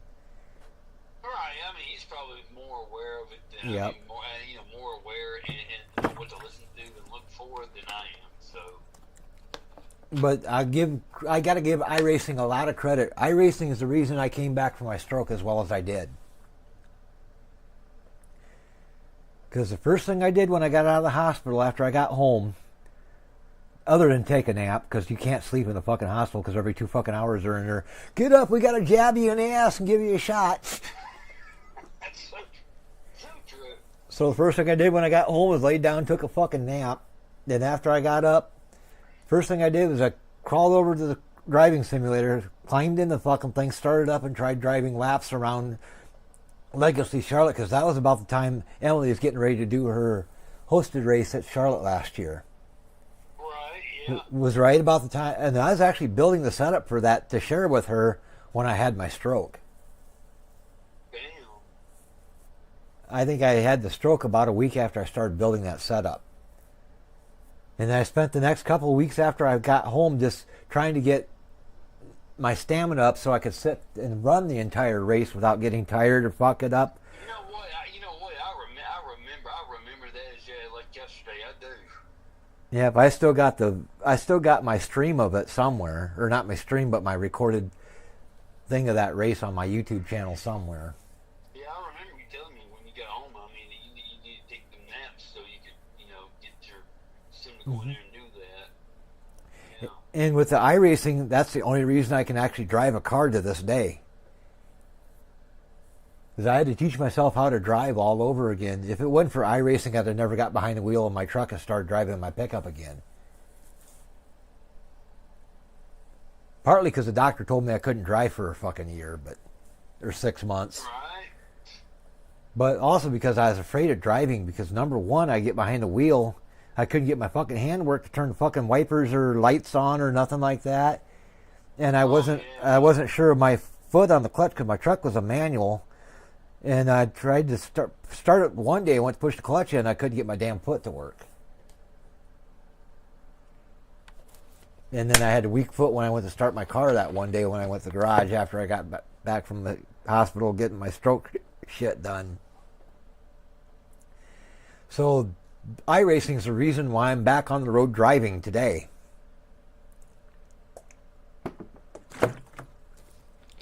That and I was getting tired. Did my telemetry ever come up on your end? Yeah, I did see it, but I don't see it no more because I've already closed that stream out.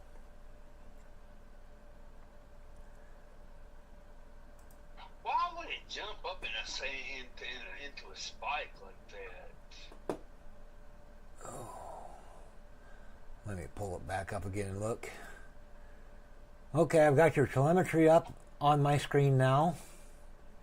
And the spikes you're talking about are the ones in the blue right there, just right Yeah, blue, green, and red. Yep. right where it says turn one, Yeah. and it's spiking up real high like that.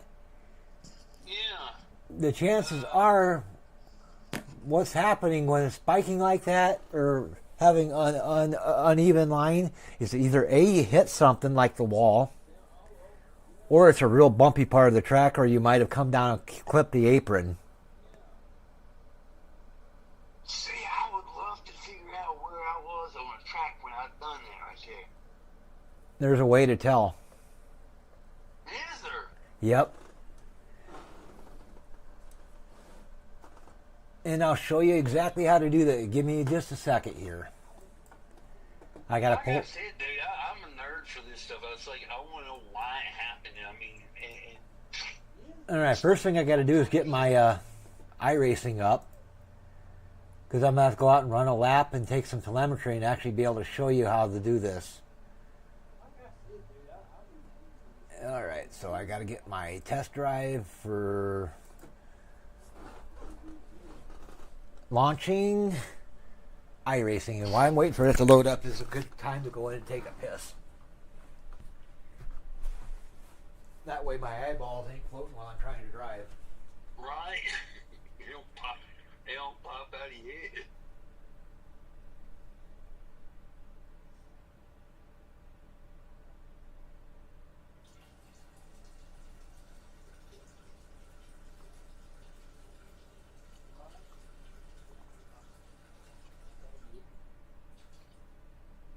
And with as long as it takes for iRacing to load up nowadays, I got plenty of time to go piss. Right. And you know, that's the thing. A lot of people, I sit there and you've heard it too, man. People be like, oh man, I got to hurry up so I need to go take a piss. And I was like, man, go take a piss before you get behind the wheel. I mean, I don't care if you got to think about a string butt, but you piss before you get behind that wheel, do like 120 laps or 110 laps. Alright, I gotta figure out where the hell the sound's coming from, because I'm hearing something talking at me. Probably. Oh, that's why, because I'm hearing you come through your stream.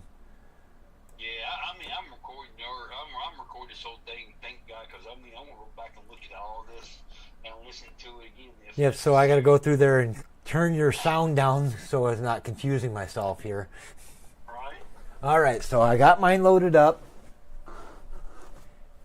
And I'm going to go ahead and turn some laps.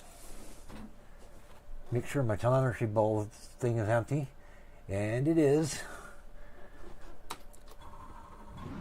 Show lap timing. Telemetry is on. We're coming off of pit road.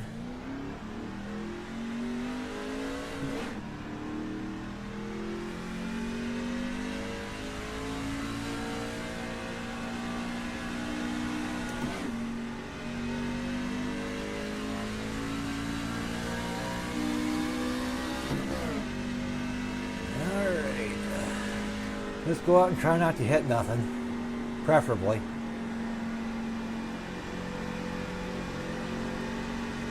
I'll do about 5 laps, 4 laps, something like that, so I got some data in telemetry to be able to look at.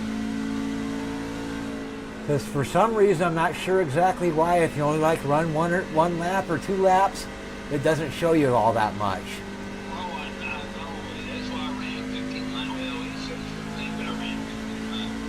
I find that as long as you run at least 4 or 5, you're all right. There, that part right where I clapped the wall, that will fuck my ride height up. So it'll probably show a spike right there. 31.692. And I did that on like what, lap 2 it looked like.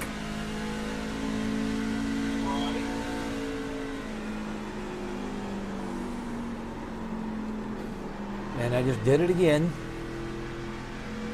I'm coming in the corner too fucking hot.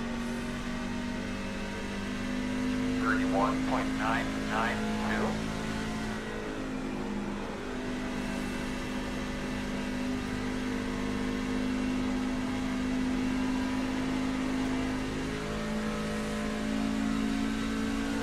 Now I'm pouring the coals to it.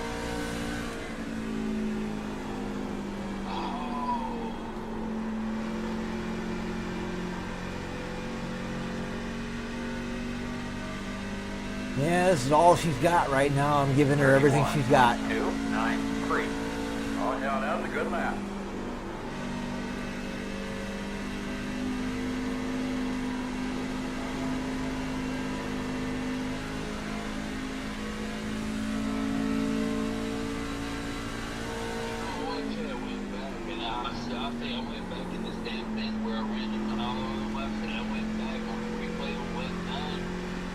I didn't 31.798.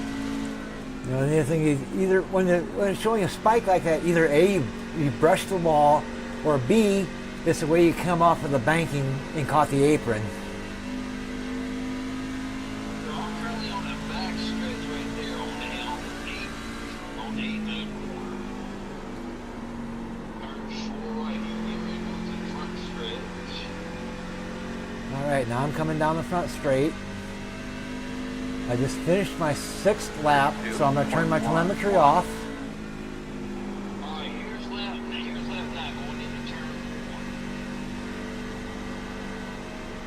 1. I think I figured out how to do that. All right, So unless you've got something else. so what I'm going to do is I'm going to go ahead and stop now since I've got my run done. I'm going to pull up Motec so I can show you how to find out where you're at in Motec on the track. Okay. All right. No, I went back from 7 to 10, going back across the front stretch. Yep. That's the checker flag, and I did not hit nothing. So it was in that bomb. All right, so let's see where we're at. Now, let me see what you got. And that's mine right now.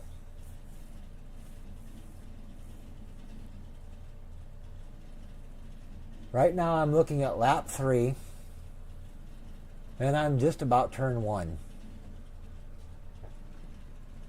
Alright, yeah, I'm seeing you come on a back stretch right now. Because right now I'm actually up in the, I'm actually at Motec open at the moment. Oh, okay. And my truck is shut off in part. Oh, okay. Yeah, it's got that delayed. And right now I'm in Motec with the splitter showing under my aero package. Okay. And just let me know when you can see Motec. Okay. All right. These little, You just opened it up. okay, these little things right here where it says out. Okay. Where I got out highlighted, that's my out lap. Where I come out of the pits. This one right here is the first lap. This is lap 2, Okay. lap 3, lap 4, and then my 5th lap. And then another thing you can use is right here where it's got like the STR01 in turn 1. That kind of gives you an idea where you're actually at on the racetrack for that particular lap. So right now for lap 5, right here I would be just coming into turn 1. As I'm dragging that yellow thing along. Right. Another way to find out where you're at is I come down here to what's called my driver's page. And which one is it? I can't remember which one it is. My tires. Now, see, that's the thing about the tires. See, I go to tires, and the damn thing pops up on mine. Yeah, you gotta have a telemetry file open when you do that. Huh? You gotta have a telemetry file open when you go to the tire thing.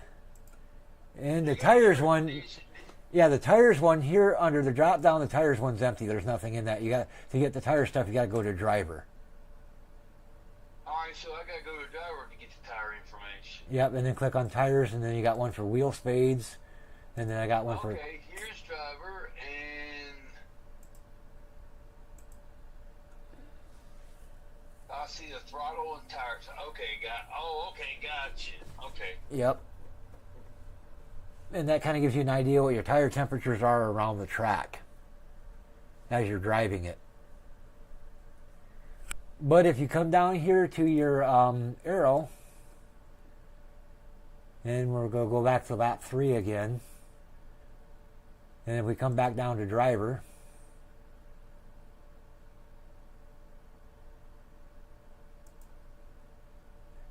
and under tires,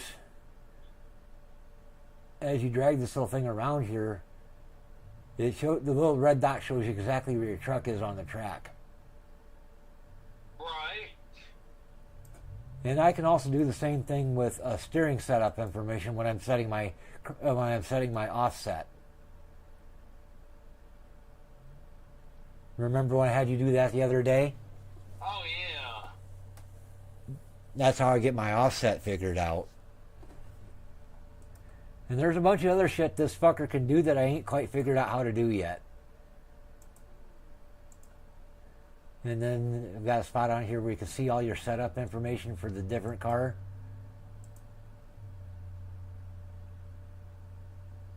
But the ones I use the most is the aero and the suspension one. Right. And I use aero probably the most out of everything. Oh, absolutely. In this particular aero that I'm looking at right now, this would be what would be almost considered a near perfect trace. Because I got the splitter in the side skirts and stuff, all of those things are as close to the ground as I can get them without them actually hitting the ground. As you can see there. And then when I come down here to my left and right side ride heights, where the two lines are the red and the blue, red being the right height or the front right height, and the blue being the left front right height. You see how they're kind of overlapping in places? Almost like they're riding on top of each other. Oh yeah. That's what you want to see. Because that will affect this number down here called roll center, which you want to be as close to 0 as possible. If it's a negative number, it's no big deal, but you want that number to be as low as possible. Or as close to 0 as you can get it.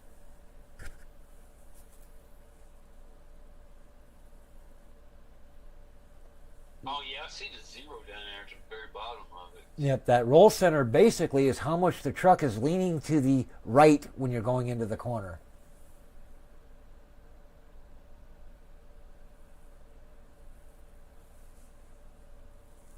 And that will affect how much your front tires are wearing, as well as how the truck feels in the corner. And to adjust that number, you will play with your preload on your anti-sway bar. You're on your splitter, right? Yep. Okay, I need to go further down on mine, that's why.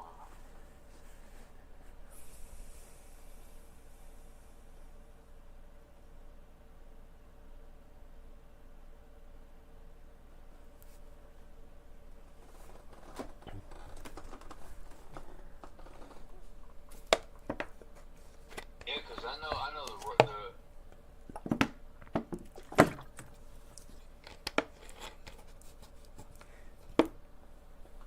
And then your rake is also important, because the rake is how much tilt your truck has from front to back. And it's kind of an indicator of how high your rear spoiler is off the track. I swear yours looks different from mine. I gotta figure out why. What part looks different? The whole thing? You got the numbers on it to your right, and I'm trying to look on mine, and I don't see that on mine. I should pull yours up so I can see what yours look like. Right.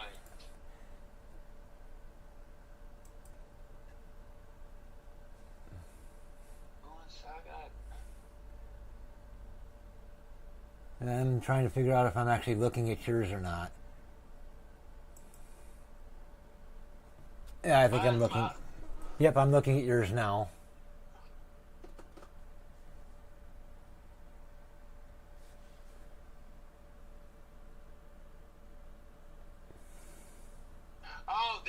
That might be inside your truck. No, is that inside your truck, all them numbers? Yeah, let me jump out of the truck here.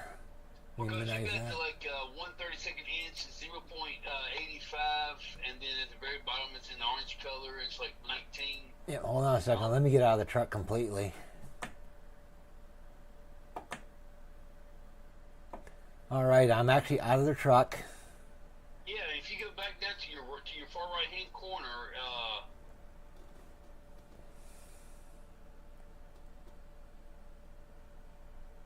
right, you want to use on top of it.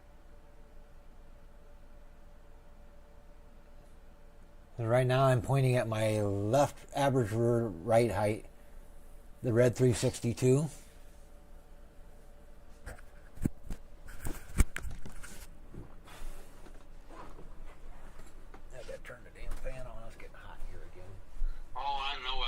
a fan. I got a fan in here, man. It's just like I could not live in this room without it.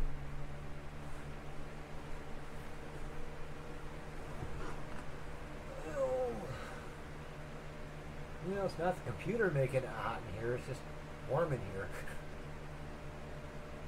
Because the computer's actually pretty cool.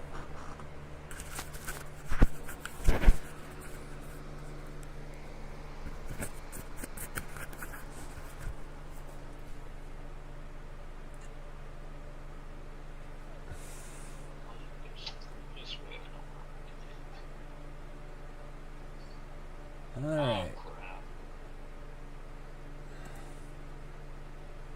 All right, now I've got your screen up so I can see what your Motec looks like.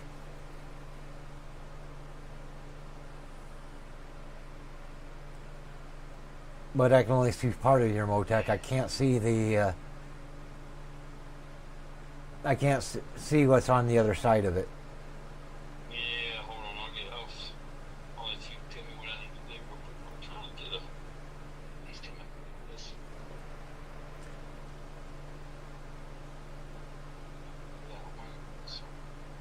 Yeah, it must be a Windows 11 thing because yours got the little dog in the search thing and mine don't have that.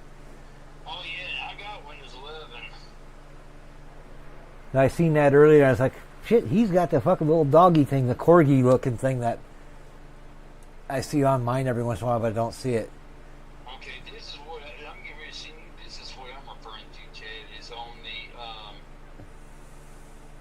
right hand side, and it might be just part of your truck, so I don't know. Yeah, because right now I'm not even in the truck.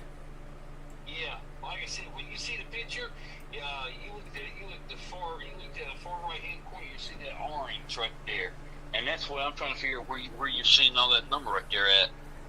All right, let me pull up, see if I got a text from you if you sent me a picture. I did.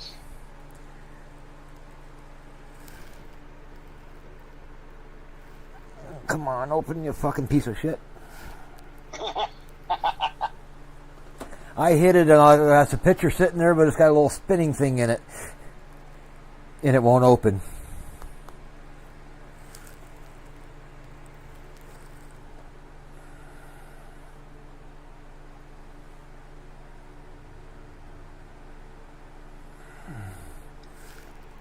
Still won't open. Yep, I can't see it. Okay. It's just spinning, like I don't have no data connection. Okay, yeah, I got you. Okay, I'll do it a different way.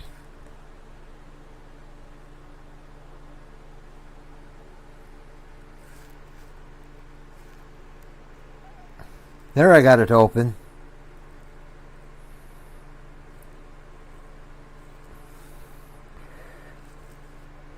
Are you talking about those like the orange things that are right below the 0.19? Yeah, uh-huh. That's part of my truck's dash.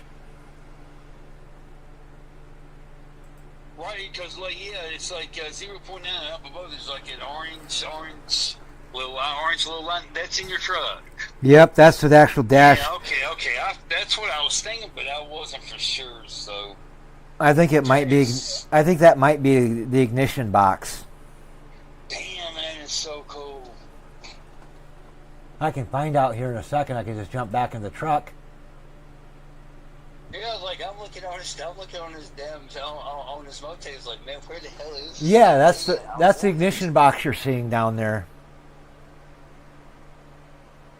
or part of it.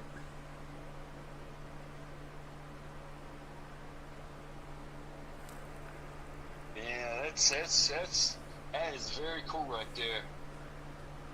The detail that they have in these trucks in this game is just unreal. Yeah, I just gotta figure out how the hell you done that. What program did you use? Because I want this shit. Damn, that is so badass right there. What, my gauges and shit? Yeah, like I said, you got that orange line that tells you all that information right there. It's like, man, the more information I can get, the better off I am. Yeah, the roll center, that's just coming from Motec. Okay. That's part of the workbook that I gave you. And you should have that in yours. Let me see if I can pull you up and see.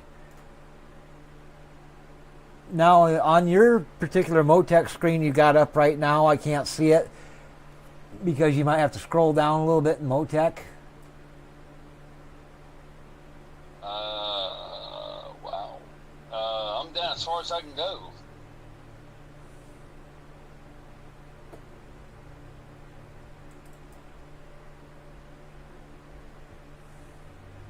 All right.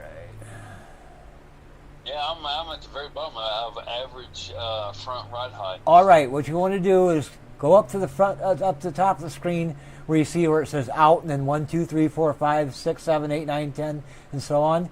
Click on the box to cut the 1 in it.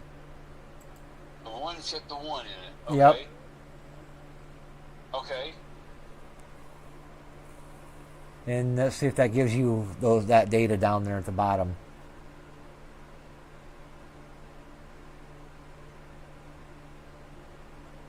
You just went past it. There you go. Now you're on it. There you go. And I'm still not seeing it. What I'm going to have you do real quick here is go ahead and close out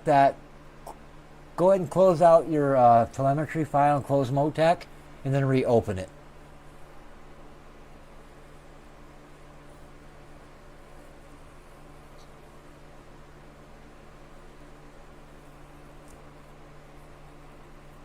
Okay, I ain't gonna touch that. I'll let you look at where it stands right now. All right, go ahead and close Motec completely.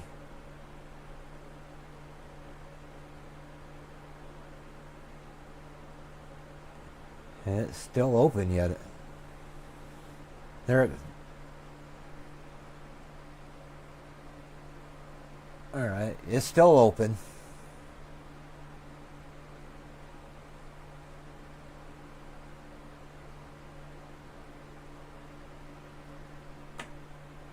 It's slow, so yeah. Now that's what I currently got open right there. Yep, so close Motec completely out so that it's completely off the screen. Alright, exit out of it.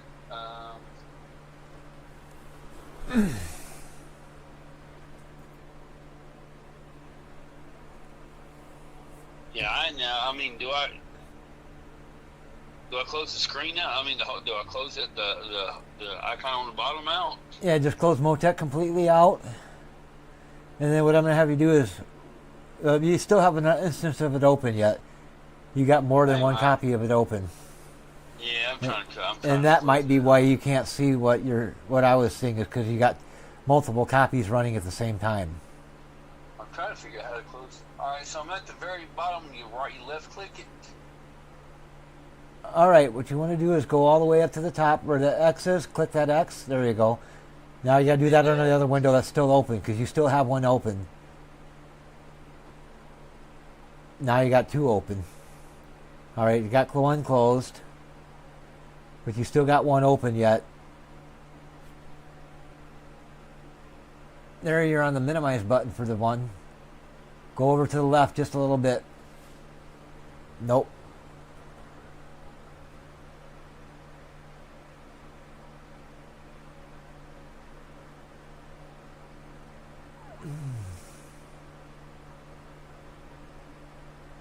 Okay, you still have a Motec open yet.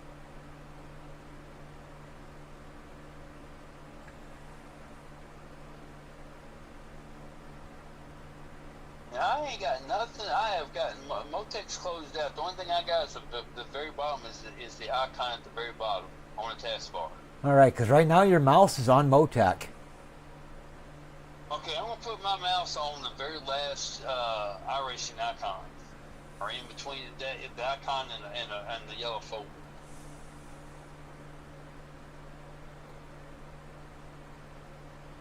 All right, so I see it now. I see where you're at now. You're just to the right of your last iRacing icon. Right, right.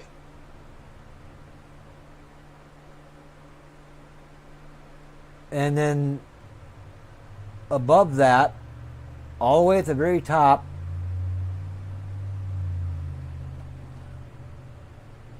You see my mouse?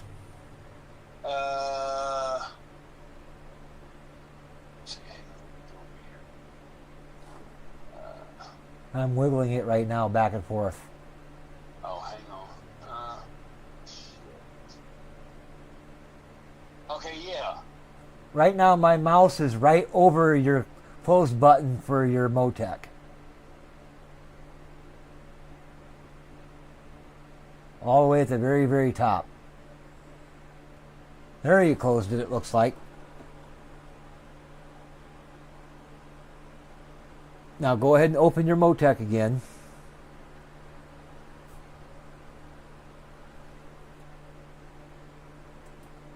Actually, just to make sure we're not looking at the same shit at the same time. Because I'm looking at different screens and not sure exactly what the fuck I'm looking at. Right, yeah, they start looking the same after a while. Okay, so my Motec is closed.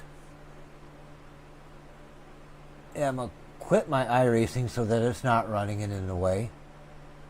Close my telemetry folder. Close iRacing completely out. Close that completely out.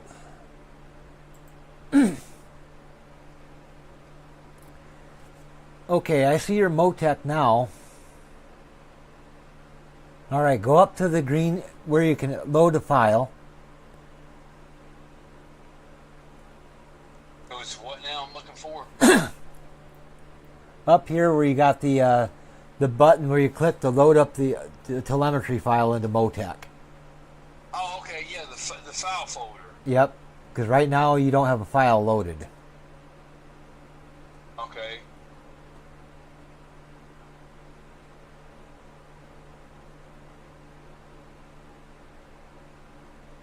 I think this is what you're looking Nope. You're on get log data. Now you're on it. Open log file. Yep, go ahead and click that. And then select your open button at the bottom because your 16 laps is already highlighted. Okay. So all you gotta do is click open.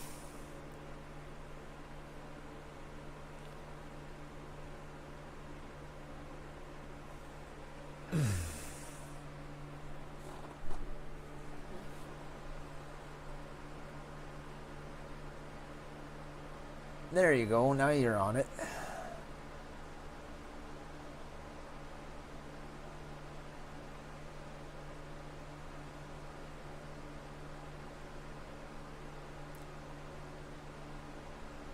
Okay, I'm not quite sure why it's not showing your roll center.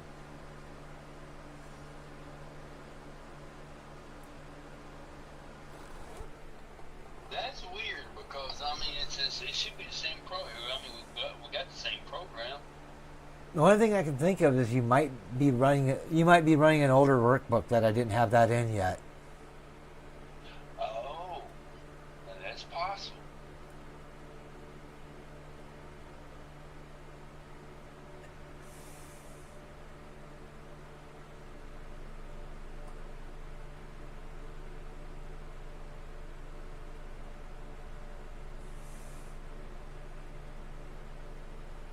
So how do I get the updated version? Well, first of all, let me check something here real quick. I'm going to open mine and see if it tells me which version I'm running.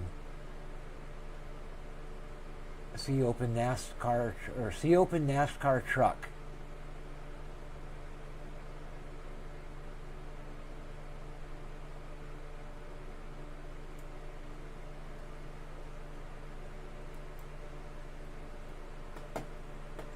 And what I'm going to do is go to my Motec.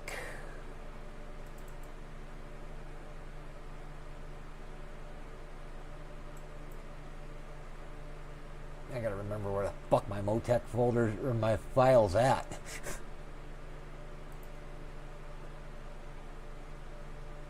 Documents, Motec, workbooks, not that one.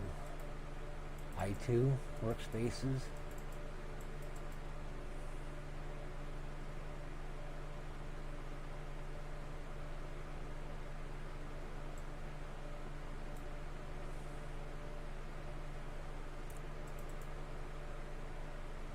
All right, you see how I'm getting to mine on your computer?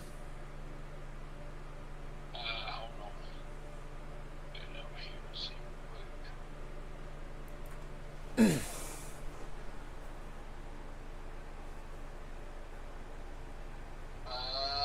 Okay, you're in the C open, okay. All right, I'm in Documents, Motec, I2, Workspaces, and then you're looking for this file right here that I've got highlighted.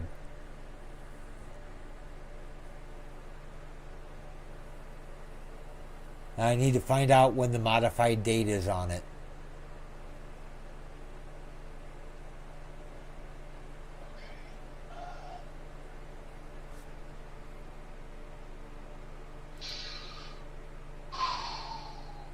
Pull up my thing here so I can see where you're at.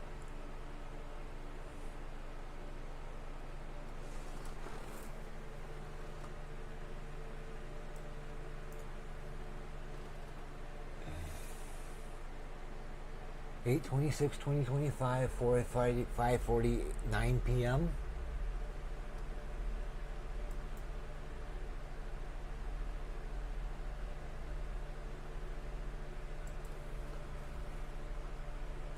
All right, so you're still looking at my folder yet, so you need to go to that same location on your computer.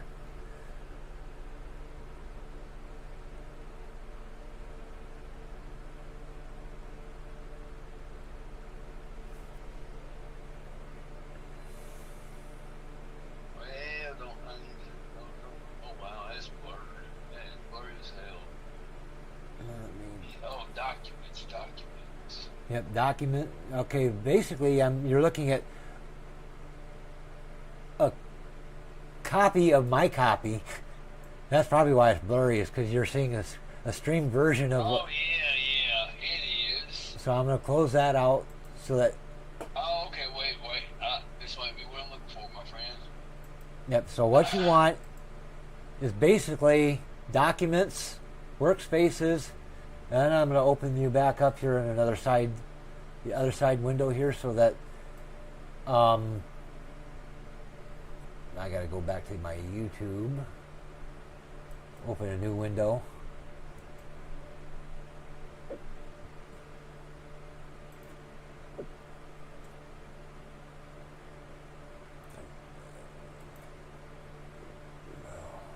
Okay, desktop iRacing documents. All right, Downloads, you're in the right place. telemetry, music, videos, workspace, documents, Motec 2, and truck, 25 trucks. And I'm trying,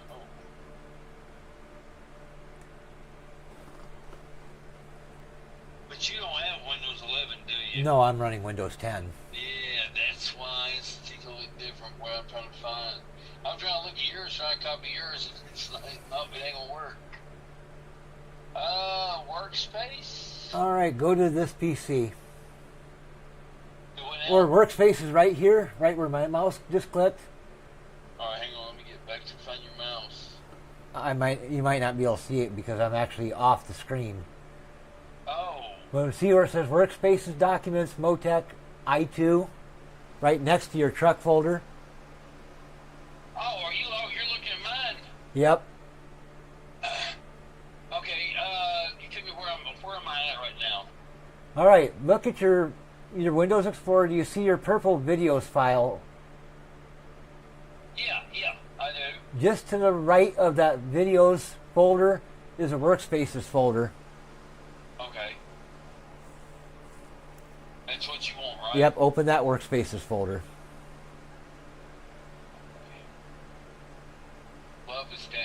Love this OBS.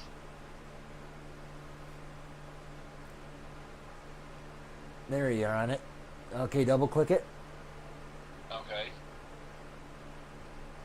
And I just gotta wait for shit to update here.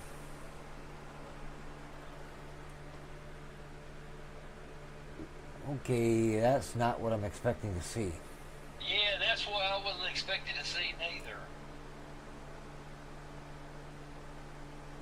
All right, across the top where it says Documents, Motec, I2 Workspaces, Yeah. Click on workspaces up there in that top line.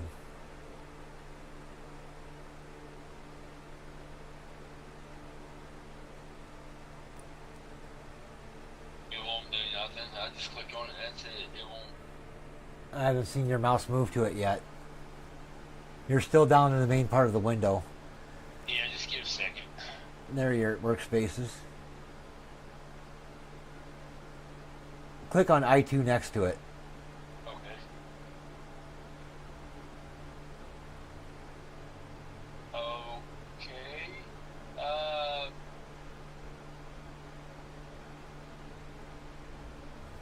Okay, you're still on you're on workspaces, so just to the right or to the left of workspaces, it should say I2. Click on the I2. Yeah, I'm on it. It's just, yeah, that time delay.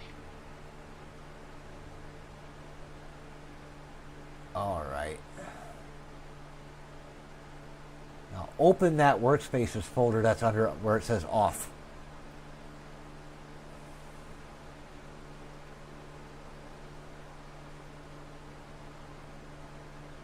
Well, when I click on it, it's just what it's going to say. Select an app and open this STO file. Because for some reason it's got a setup file in there. Yeah, that's a setup file. So where the hell is this damn thing at?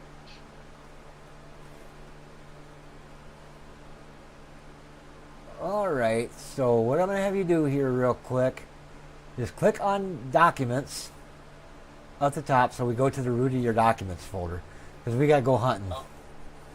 Okay.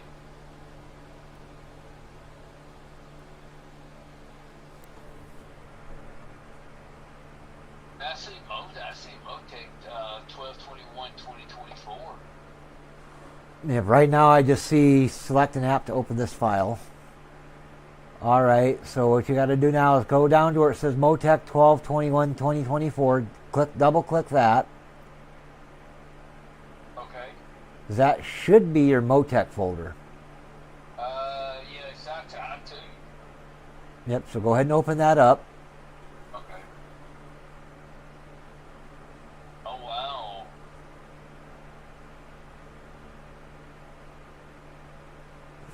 And then click the I2 folder.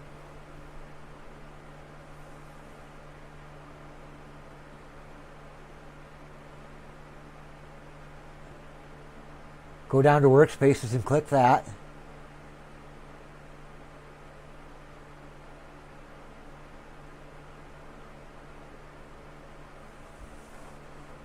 That's the damn setup. That's the setup file. You haven't opened it yet.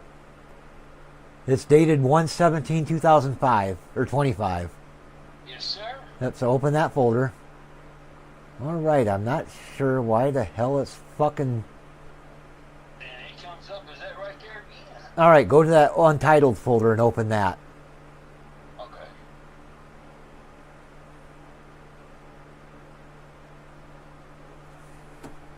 We might have to do some cleanup on your fucking computer here. All right. Now I see the workbook folder right here. All right, right now I'm still showing you. Okay, they're Untitled. All right, where are we at here, mouse? Okay, where it says Workspace down there. Down there at the bottom. Oh, okay. Yeah, okay, yeah, the IT workspace. Okay, got it.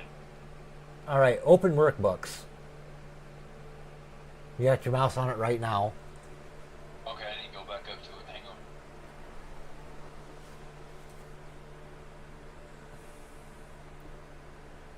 Okay, give it a second, because it's going to show reports and then IT workbook. All right, so your 1/4/2025 is your last date modified.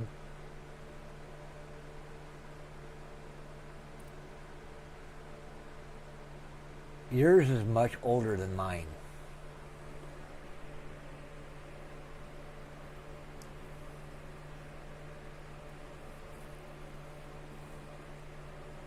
So what I'm going to do is I'm going to have you delete that workbook.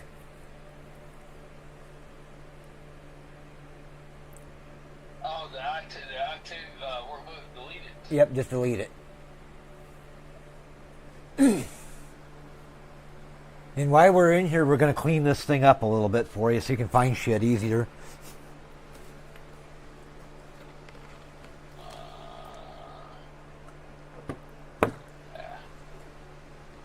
You'd be able to just right click and choose delete. Well, son. Oh, wait.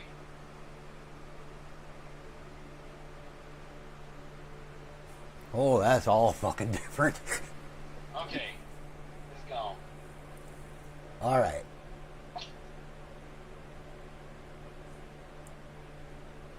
Okay, I'm still seeing it there.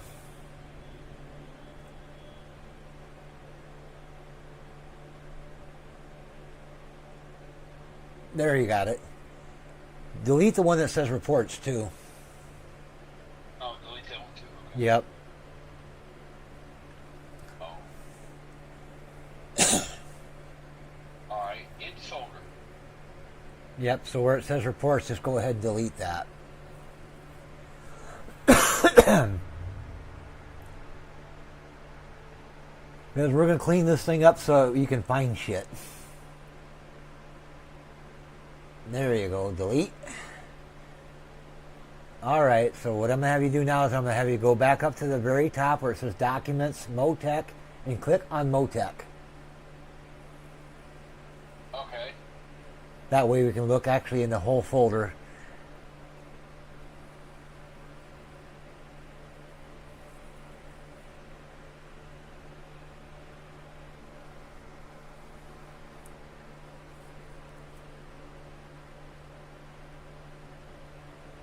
Delete the I2 folder.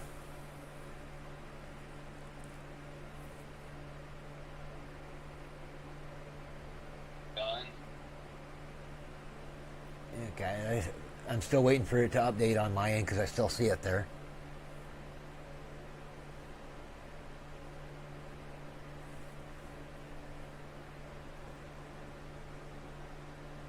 There, you got it. All right, go back up to Documents, click on Documents. Okay. So I can see everything in your Documents folder because we're doing some spring cleaning right now. That way we can find shit so that you can get an idea where shit is actually at and where it's supposed to be at. All right, so what do we got here?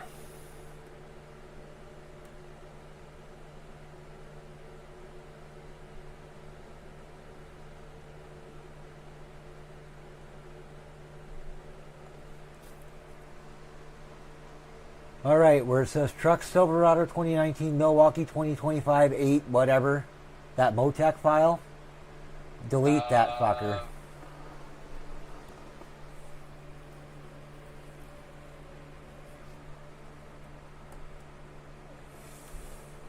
Oh, okay. The Milwaukee.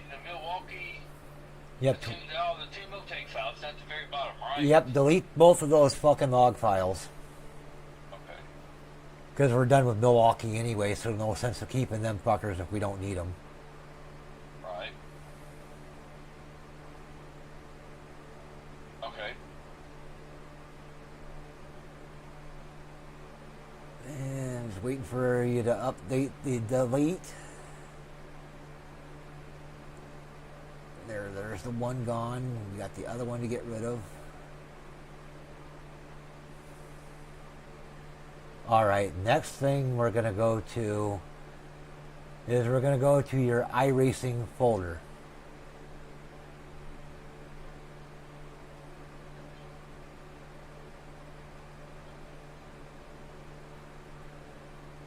Okay. I don't know what iRacing Manager is. It's something I don't use. I have no idea what it is either, to be honest. Before you go into iRacing, open up that iRacing Manager folder and let's see what's actually in there. See if we can that's something that we need to keep or if we can get rid of that fucker. Okay.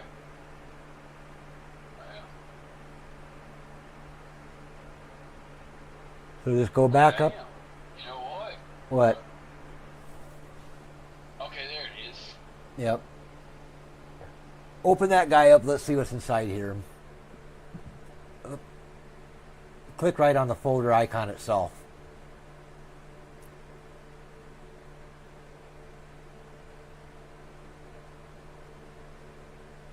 There we go. All right, it looks like it's a manager program for iRacing. So that's probably something. How do you load iRacing when you turn your computer on? Does iRacing automatically start up? No,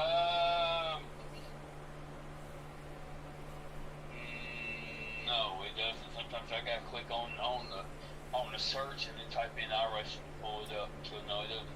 No, it does not come on automatic. All right, I'm going to have you do something real quick. Remember how I had you look for that button that's got the 4 squares on it? Oh yeah, Windows. Yep. Press and hold that and hit R so you pull up the run box. Okay. And then where it says open, where you can type, put the word control and hit enter.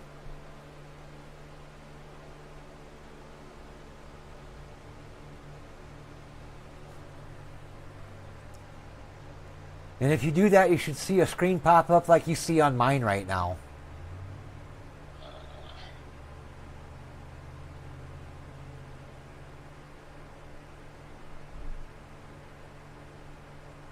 Oh wow, absolutely not.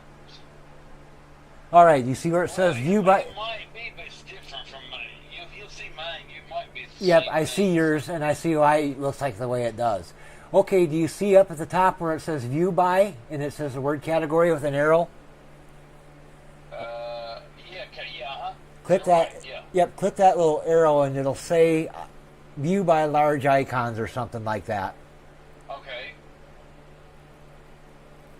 So hit the large icons. Yep. And I'll give it a Okay, second yep, for it to there update. it is. Same page yours. Yep, and I'll give it a second to update because YouTube is pokey slow. There you go. You're almost there. Yep, that small icons. Large icons. Okay, there you go. Okay, where it says, do you see where it says mouse?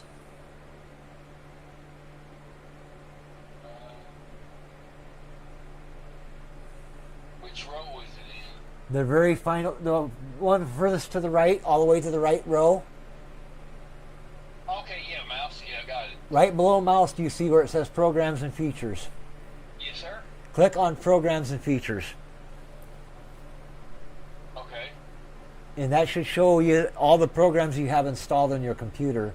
And we're going to see if we can get rid of some of the crap that you don't need in there.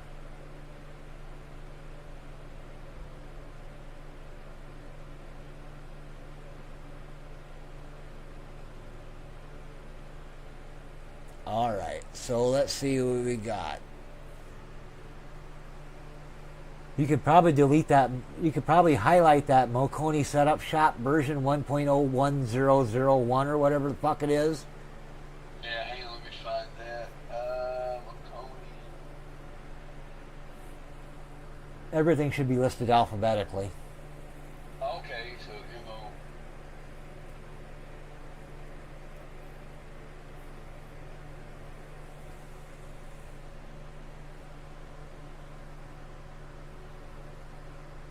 Okay, there it is. Oh yeah, I had to find it. Okay, yeah, okay. Cleaned it out. If you click on that, you should see an option to uninstall it. Uninstall, yeah. Get rid of that motherfucker. Since you're not buying setups anymore, there's no point in having it. Right.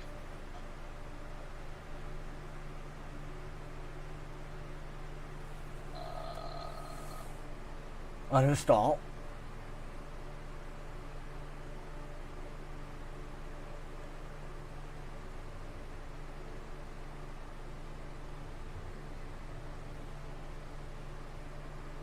And then go ahead and click OK when it's done. And then we're going to continue scrolling down through the rest of your list there. And So far, I don't see anything else we got to get rid of yet. That Microsoft Edge we got to keep. Microsoft Update Health Tools we got to keep. The Visual C shit we got to keep. There's your Motec, keep that. Mozilla Firefox, I'm sure you probably use that. So keep scrolling down. Trading Paints, we'll keep that because we use that. NVIDIA graphics driver, we got to keep that. As well as the physics system software, we got to keep that. Race Labs, do you actually use Race Labs? I do. You do? Okay, so we'll leave that. Open Office we got to leave, of course, because that's our desktop, or that's our spreadsheet. Streamlabs desktop. Have you ever used that Streamlabs desktop? Yeah.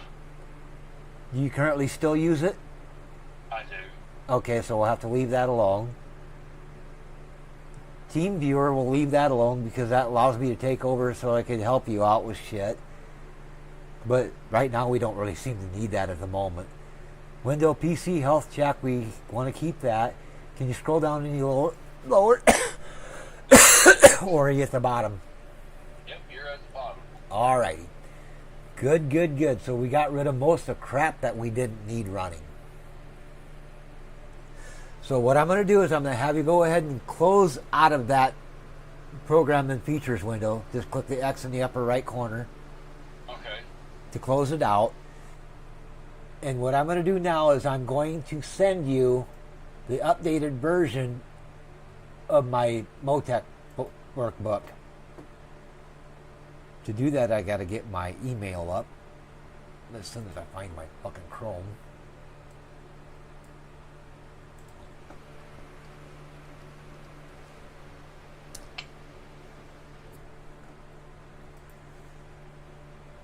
All right, new mail. New message to Robert Allen at 472gmail.com. And I attach.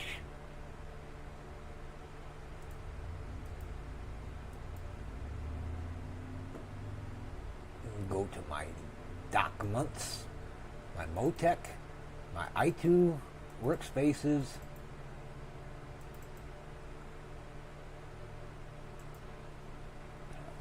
What I'll do is just send you the whole fucking folder. But I'm going to rename it first.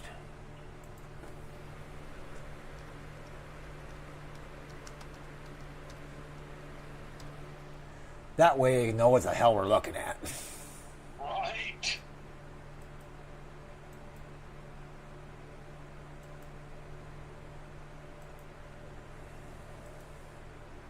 Alright, where the fuck are you? Let me attach. Documents, Motec, i2, workspaces. I probably got to zip the son of a bitch to get it to fucking do it, so new zip folder.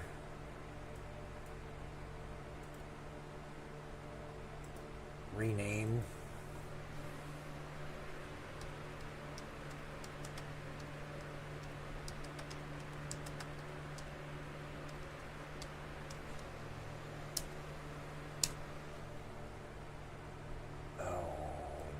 Kill that. I don't want that fucker in there yet.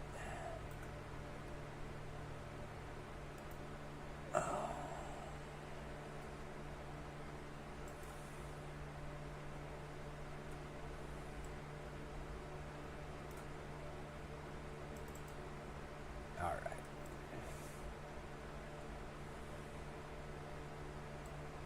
Pull that out of the fucking way and then drag that son of a bitch down in there.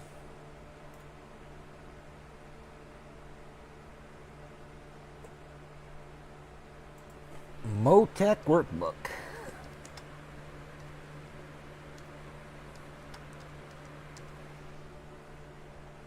And send. Close that because I don't need that fucker at the moment.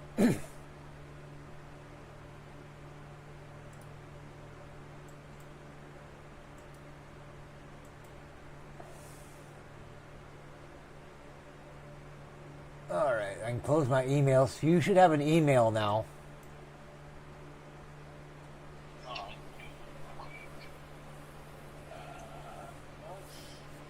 Back.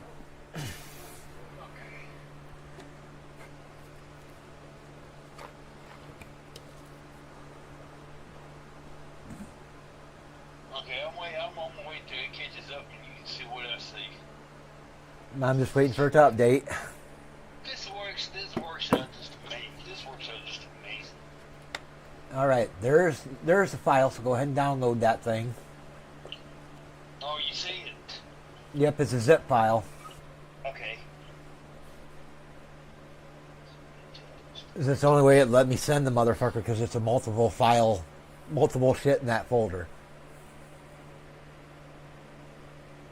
Okay, let me know. I just clicked on it. You just let me know when you see it. I see it, but right now you're not. Your mouse isn't on it. All I see is open with Motec workbook current.zip one item. Okay, now what do I do from here? All right, there should be an option to download it. Add to my drive and then download. All right, download.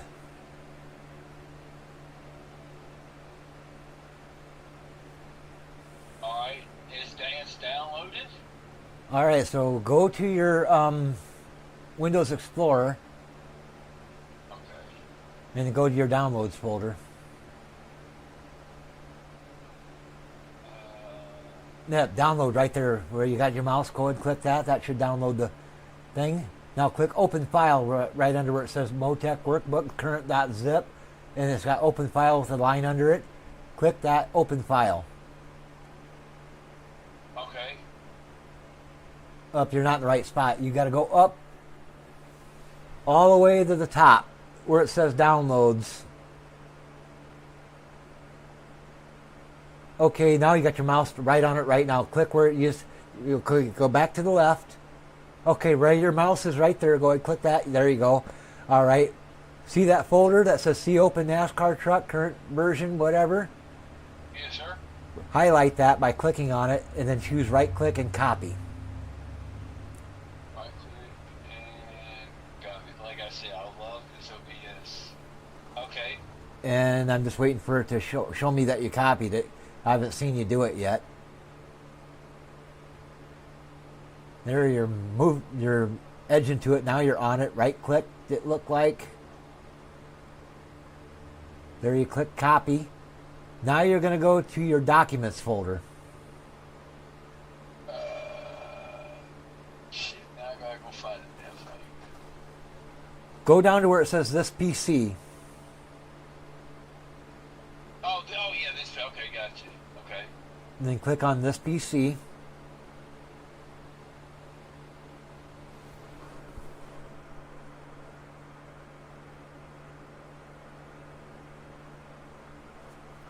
It'll be in that left panel on the side. Right there, yep. Click on local disk C.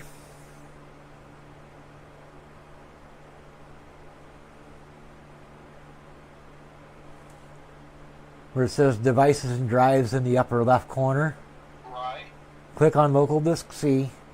You have to double click it to open it.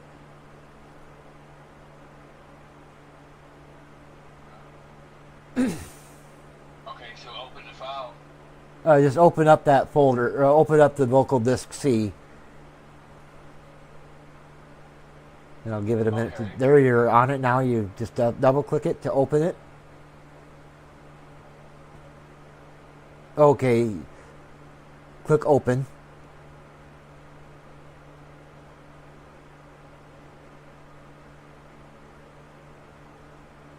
All right, now. Where the fuck is your documents folder? I do not like how they fucking arranged Windows 11. This is stupid. I knew that was coming. Nothing is where it's supposed to be.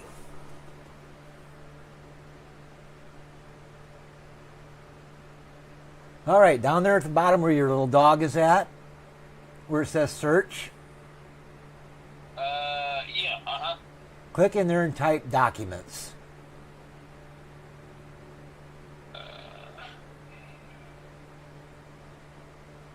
This is why I refuse to update to Windows 11. Yeah, nobody likes it. I mean, that's plain and simple. It's Nobody fucking likes it. garbage. Well, damn, I typed in documents. Why didn't it not? Oh, up here at the very top. All right, there you see where it says documents. Click that. Okay. That should take you into your documents folder, I hope. With Windows 11, you don't fucking know for sure. All right, we're in documents. Find your Motec folder in there.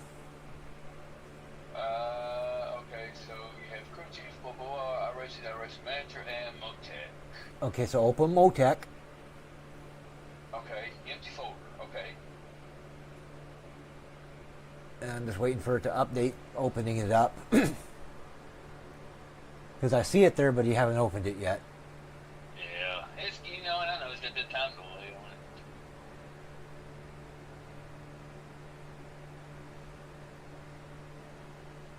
All right, right click and choose paste. Right click, and there it goes. Annette must be your wife's name, huh? Yeah. Must be her computer. No, it's actually mine, but it's got all her information on it. Oh, I understand. That's one nice thing about having my own computer that no one else uses.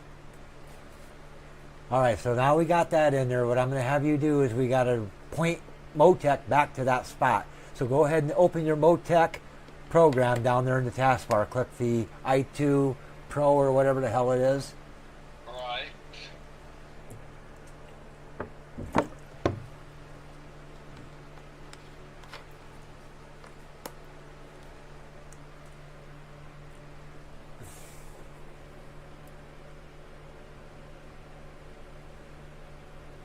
All right, so go ahead and open that.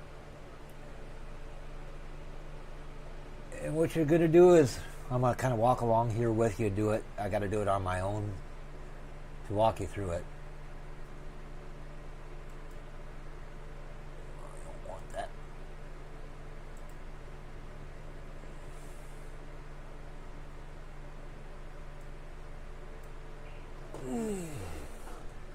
Well, somehow I fucked mine up now. File. Workspace. Open workspace. Browse. Damn it. Lost the son of a bitch somewhere. Cancel. Somehow trying to send you my fucking Motec folder, I lost the fucker. Oh shit. I just gotta figure out where the hell it went to. So I gotta pull this out of the way so I can see what the fuck I'm doing. Documents, Motec, i2. Okay, now I know where the fuck it's at. I see it now. Alright, now I know how to get to it. So I've got a file. Open workspace. Browse. To my, pull this out of the way. I gotta get to my this PC, to my documents, to my Motec, i2, workspaces, current version, open. There we go. We got it. I don't know if you've seen how I did that.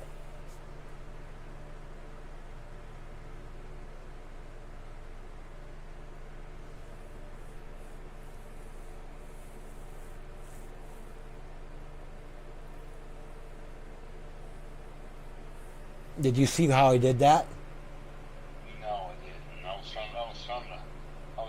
trying to get some water real quick. All right, so what you're going to need to do now is you're going to go up to where it says File on the upper left corner of the screen, right under where it says See Open NASCAR Truck. Right. You got to click File. Okay. And go down to Workspace. Okay. After you click File.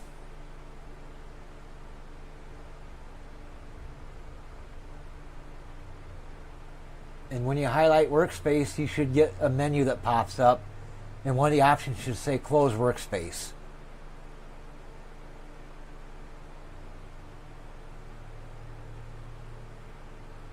Okay, go ahead. Yep, Close Workspace, click that. Because we got to kill this workspace. So click Close Workspace. Now, how the hell do I do that? Just put your mouse over the word Close Workspace and click it. You got to move the mouse down because you're not over it yet. Right now you're on Export. Okay, export. Oh, okay, close workspace. Okay, Yep, gotcha. just Okay. click Close Workspace. That will close it out. Okay, I got you. All right, now that you got the workspace closed, which it hasn't closed yet,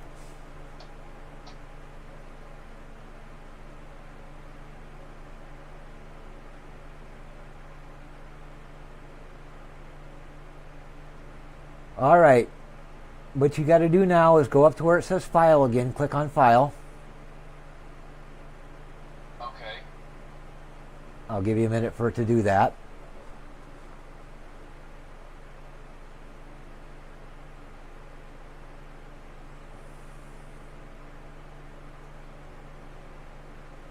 Because now we got to go find that file you just downloaded.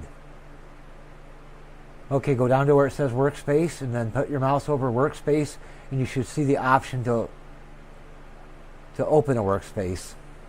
Okay, got it. All right, yeah. And I'll wait for it to catch up. Because unfortunately, YouTube doesn't do this shit in real time. Oh, yeah, all right. All right, open Workspace. Go down to where it says Browse and click Browse. You're on Import. You got to go to the next button to your left that says Browse.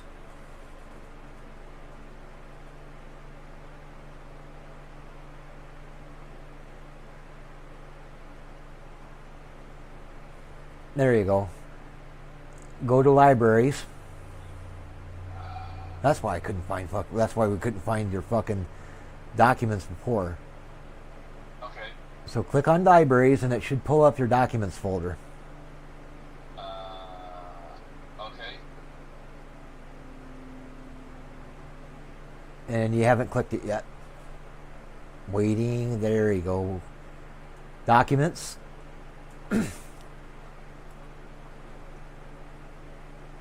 I'm kind of figuring my way around Windows 11 here as we go. And we're looking... Okay, All right, we're looking for your Motec folder. found Motec. Open that. Okay.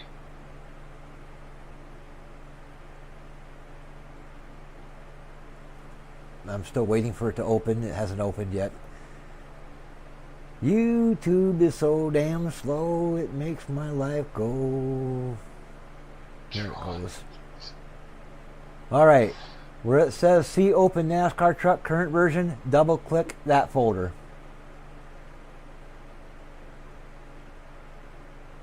Okay.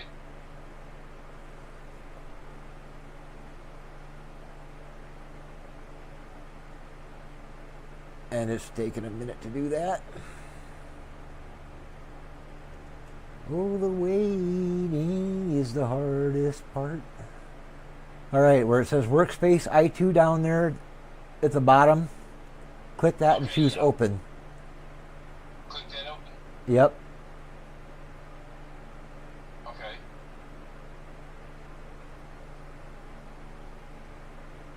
And then once that's open, that should pull up your Motec workbook that you need. Yep, highlight. And then there you go. Now you see that roll center down there in the left corner that we didn't have before. I do. Now go up to your green air or your folder with the green plus on it to load a telemetry file. Okay, yeah. Okay. Let's make sure that you're pointing the right. It's still pointing to the correct folder to open your telemetry, since we've been fucking around with it.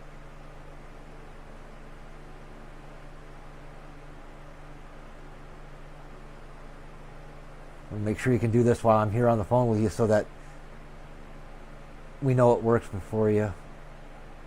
Okay, so you don't have any log files in your telemetry folder. So we got to make ourselves down to your telemetry folder. All right, do you see where it says this PC up in that little Explorer panel? Yeah. All right, if you go down that list, you'll see a folder that says telemetry.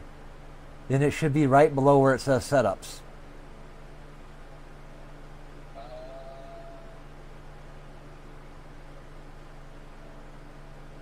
Okay, telemetry's at the very bottom. Yep, Okay. click that folder.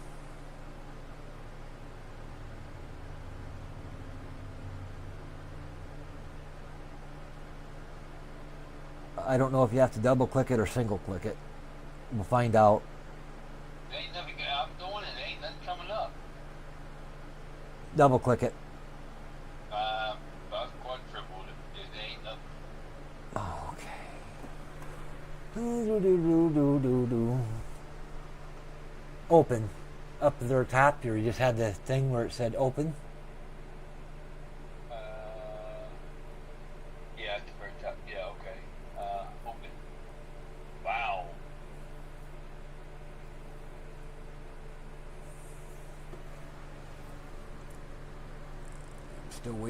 I'm still waiting for YouTube to update. It hasn't shown anything happen with that Oh, folder. yeah. There it goes. There's open.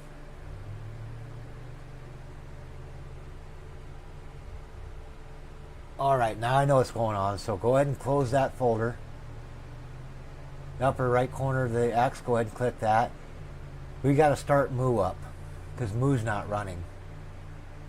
Oh, okay. I just clicked on it. It says movie is already running. All right, so why isn't it showing your folder? Go ahead and close that again.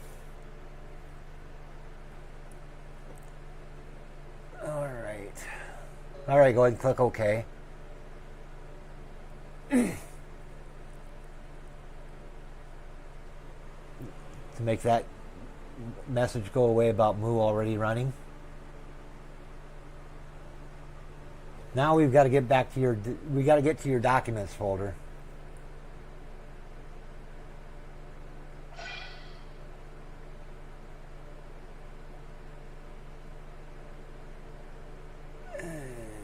See where it says libraries down there? You can just barely see it right above the edge of that scroll bar you're on. Right under where the Windows folder, there's a thing that says libraries, but you can't see all of it. You see your purple videos thing on that panel. Yeah, I see the purples. Okay. Then right underneath that, where it says videos, it says Windows, and then right below that is something, but you can't read it. It should say library. Yep. Click on libraries. Libraries. Okay. Documents. Okay. What are we looking for? Once you click libraries, we're looking for documents folder. Okay, got that. And then documents, there should be, as soon as you get pulled up here, almost there. Now you should have a folder in there under iRacing that says telemetry. So you got to open your iRacing folder.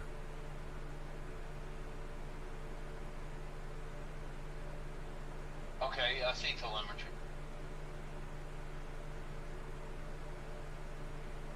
All right, I'm waiting for it to update on my end because you haven't clicked your iRacing folder yet, at least on this side. There you go. Now you go down to telemetry. Click that.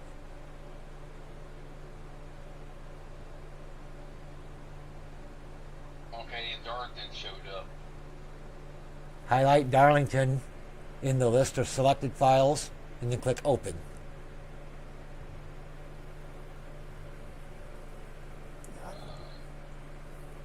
Okay.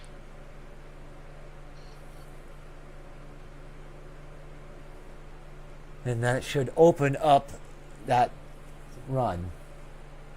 Oh, holy crap. In green, splitter is hitting the ground.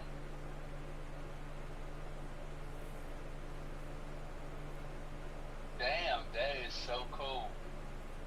Well, actually, it's not hitting the ground because it's, even though the letters are green, it doesn't mean it's actually hitting the ground. Oh, okay. So if it's in red, then it's actually hitting the ground. Actually, the whole thing will be fucking green with the text in black. Oh, okay. But you can verify it's not hitting the ground by looking at your splitter.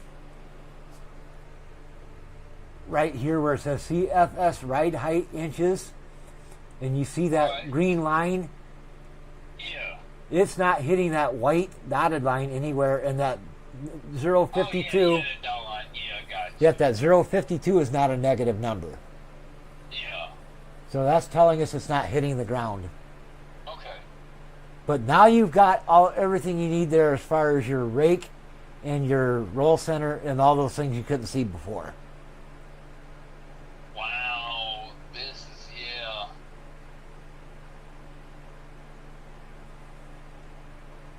That opens up a whole new window right there. Yep.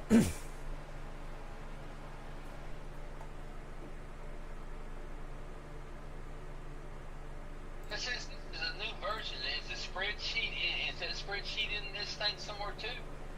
I think this thing actually has a spreadsheet that can interact with the, because this program is designed to actually have a module that's sold with it that you install into the actual race car that records telemetry as you're driving around in the real world. If you actually had a real life race car, there's a module you can buy that records everything that the car is doing, and it can dump that into a spreadsheet file, as well as dump it right directly into Motec. Because this Motec program was actually designed for real world race cars. It wasn't designed for iRacing. Wow. From what I can see right now of your setup that you got here on this telemetry, your roll center is nearly perfect. Your rake is looking good. Your splitter's not hitting. Although it could probably, you might be able to drop the front end, the front splitter down a little bit. And I'll show you how to do that if you want to minimize Motec so it's out of the way so you can see your garage. And that 067 number, memorize that. Okay. Because that's how far we're going to drop the truck down. Okay. And I'm going to show you a different way of dropping it than we did before.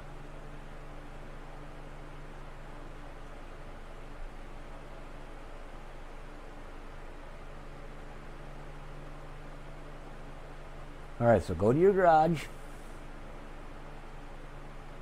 And that left front number was what again? 067 you said? 067. Alright, so what you're going to do is you're going to look for your spring angle on the left front. And right now it's set at 50 degrees. Yeah, okay. Each click down of that, which would be your left arrow, is going to drop the truck 1/10 of an inch on the left side. To 45. Yep, that'll take it down 1/10 from where it was reading in Motec. So if it was 067, that'll take it down to 057.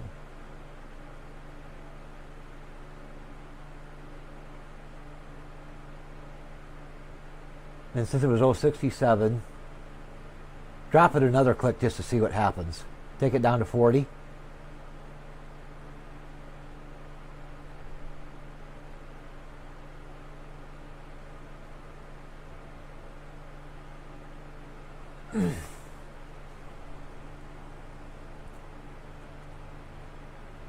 Go ahead, take her down to 40. You're still at 45. Click apply.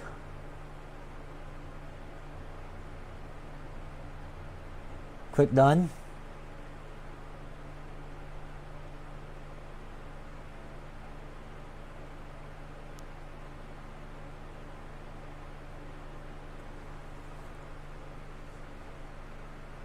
Yeah, go ahead, click done.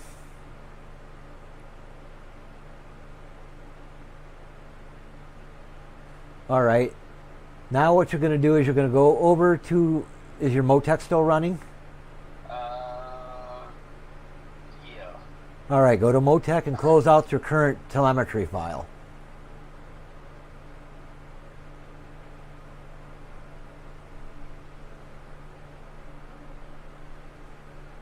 And you're going to have to walk yourself back into your telemetry folder and delete your current telemetry files.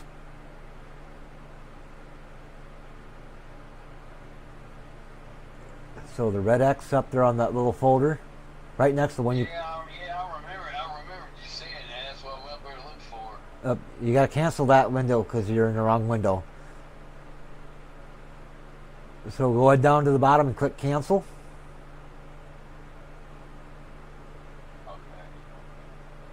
Okay. And then go back up to that red X. You got to hit cancel again because you're still in a thing yet. You're still trying to open the file, so you got to click cancel at the bottom of that window. Cleared it out. All right. And then as soon as you click cancel, go up to that red X and click that on that window.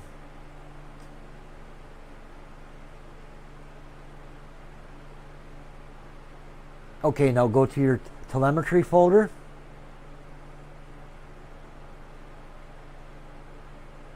Okay. Because you're going to have to clear out your telemetry folder.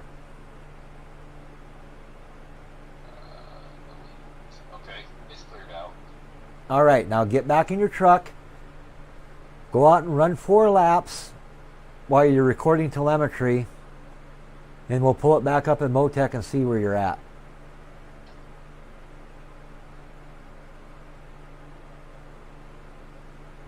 Well, you do it a little differently than I do it.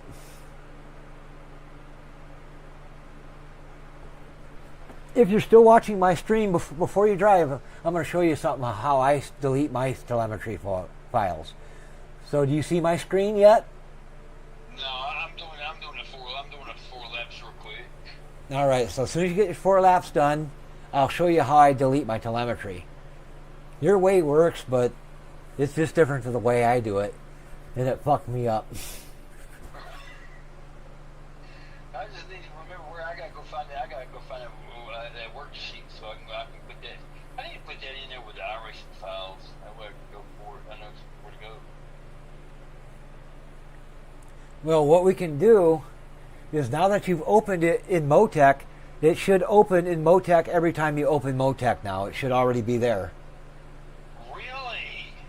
Or at least that's how it's supposed to work. Okay, well we'll find out here in a minute. That makes it a hell of a lot easier because I'm telling you that's.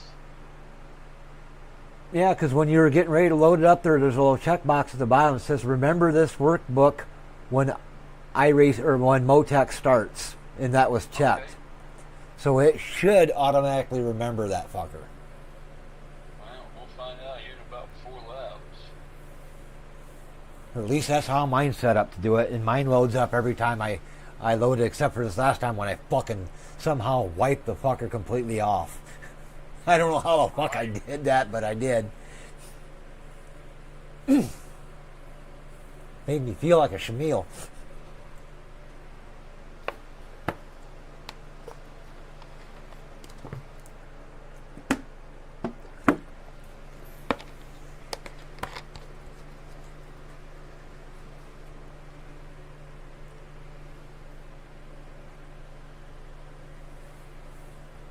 I try so hard to stay not all the way up against the wall, but up against the wall. I get more speed at least it feels like it's more speed out of it when you ride that wall. You're not getting, but that's actually not true though. No? Yep, because that wall is aerodynamically hurting you. Oh, that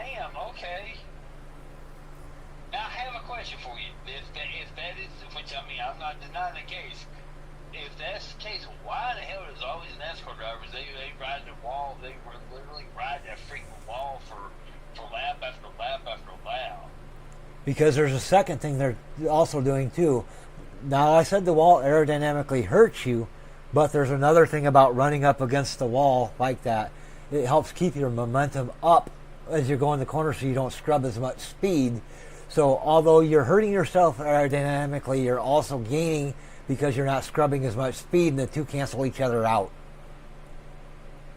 So what's a better method then? The only way to know for sure which one's the better method is to test it. Is to test it, yeah.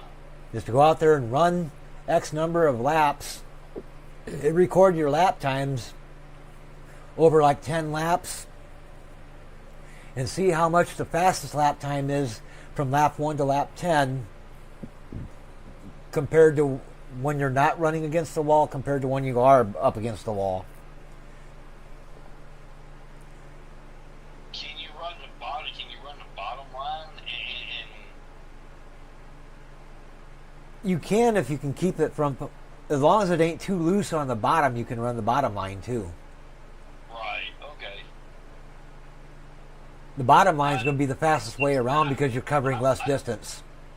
I like to explore every damn opportunity I can just to get the extra tenth out of it, you know, it's just like whatever you gotta do.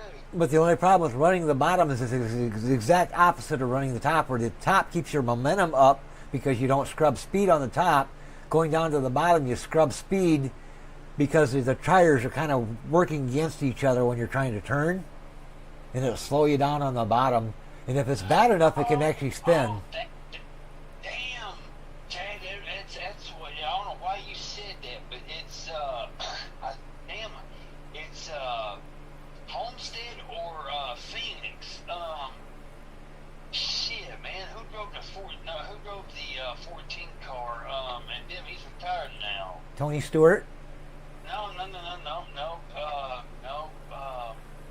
He's the only, I know the guy's name. it's the only one I know of that ever drove the 14. But I haven't really watched NASCAR for quite a while, so he's the last one I remember driving the 14. Maybe it's not the 14.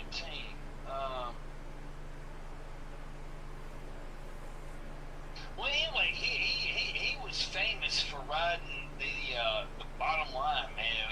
Like I said, it was the Homestead or Phoenix, man. And he was the master of that right there. Yeah, if you got it set up to work down there, it's faster because it's shorter. It's the shorter way around. He just retired about 3 years ago. Because when you're running the inside line like that all the way around, it's less distance from the start-finish line back to the start-finish line than it is running up against the wall. And Darlington's 1.5 miles, so if you're running the outside of the wall, you might be probably closer to 1.6 miles being outside the wall, where on the inside you're at 1.5 miles. Right. And since you're covering less distance, if you can keep it planted and not spin the fucker out or lose too much speed scrubbing through that corner, it's going to be faster because you're having to cover less distance. So it's a trade-off between the two. Which one's faster versus which one's not. It just comes down to how the car's set up, how comfortable you are driving it on that line. Basically is what it boils down to. Yeah, it's Kevin Harvick. That was a 4-car. Oh, yeah. All right, so let's take a look at your Motec and see where you're at with your front ride heights. And we were at 0.67 before, I think. Yes, sir. Yep, so go ahead and pull that guy up and we'll take a look again at where he's at now.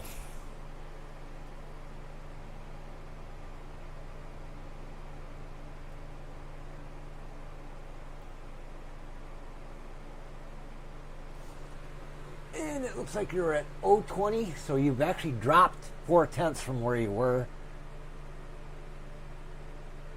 So you're closer now to the ground than you were before, and you're still not hitting, so you're a lot better now than it was when you first started with it. Right.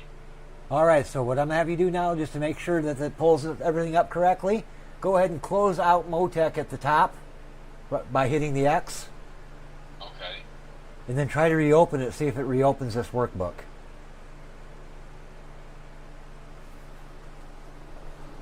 If it does, we're in good shape. If not, then we got to go back and fix it. No, we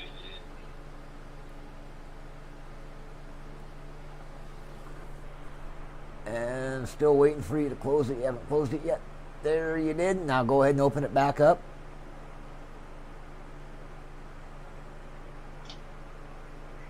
And it opened up the correct workbook. Good deal. Where is it? Because I don't see it. You're in there. You don't have a file loaded. That's why there's no data showing, but the workbook is correct.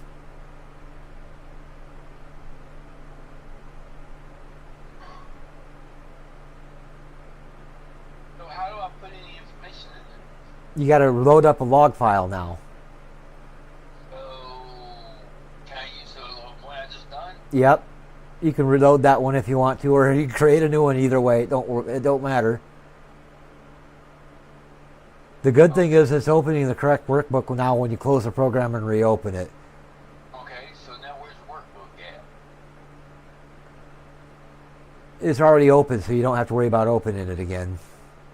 How I access it? Yep. All you got to do is just load up your telemetry files.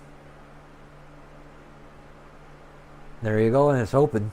And it's now displaying the data. And it's displaying everything correctly, so you got the correct roll center, which is actually still real good yet. It might be a little bit better than it was before. Oh, no, you know what I'm thinking? Not the damn workbook, dude. I was talking about the damn freaking spreadsheet. That's where I need that's, I was wrong one. All right, your spreadsheet. All right, go ahead and minimize Motec so it's out of the way.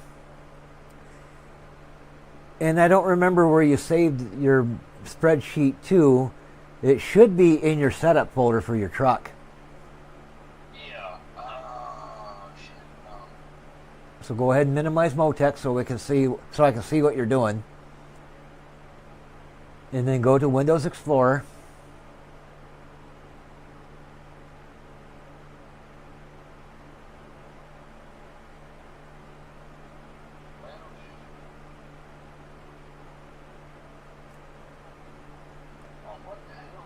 You'll probably have to get to your documents folder. Oh, okay.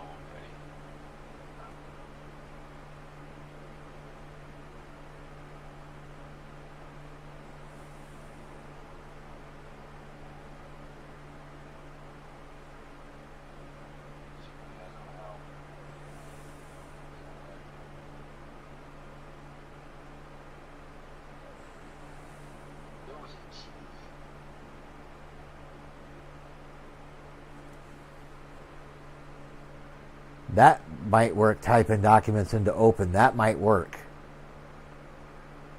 Documents.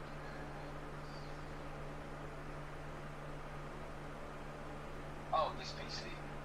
Okay.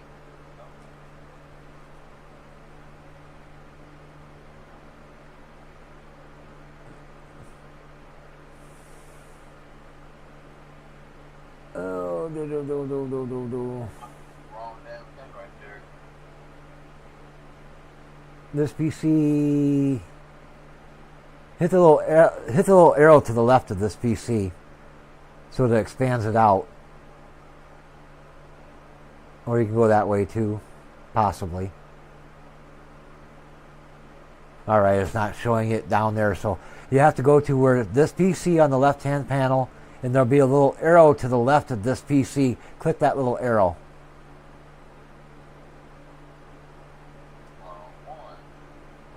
Yep, you got that little arrow just right to the left of this PC. Yeah, right. I saw the documents. Yeah, I'm trying to remember these little shortcuts. Okay, and now.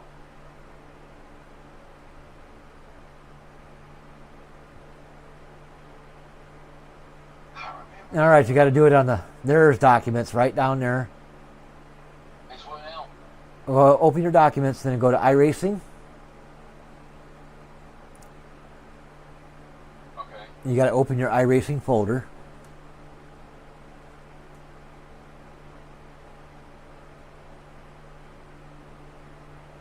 Because that's where it'll be at, is in the iRacing folder.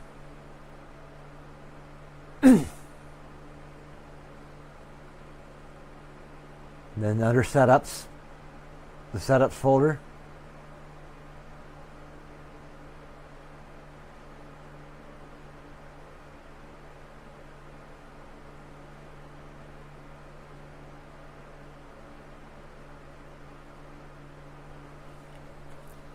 And we should set you up to make a shortcut to that so it's easy to get to the... Absolutely. That's what I was wanting to ask for, or try to figure out. This is like, man, this takes forever. All right, now what you got to do is you got to find the folder for your truck,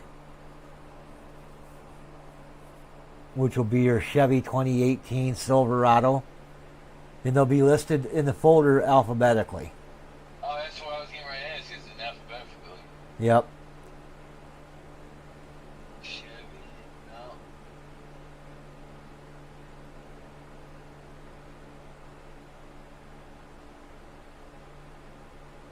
It might be is listed with the number too, 2018 Silverado or something like that. I'm gonna see if I can find it on mine. So I gotta go to my documents, iRacing, setups. Yeah, because I remember it's in that damn where the hell did I have that at?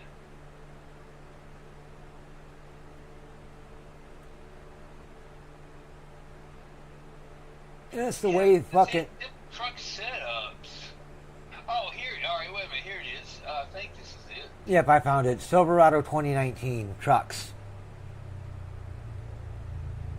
Because of the fucking way they fucking name everything. So you just look for Silverado 2019.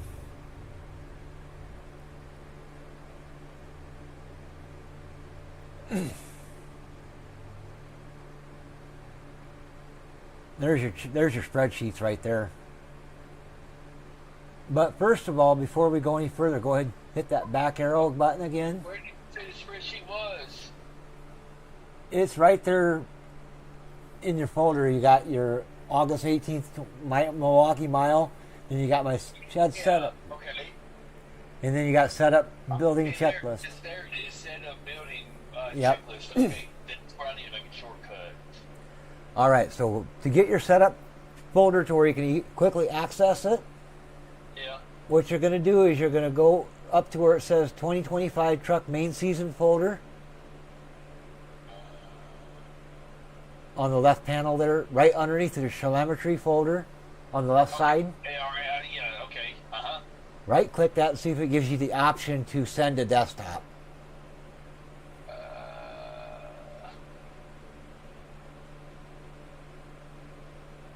You gotta click. I'm waiting for you to catch up with it too. Right now you're on the setup building checklist test. Okay, now you're on the truck setup main season folder. Right click that folder. And you probably got to come down to where it says show more options. Okay, that's...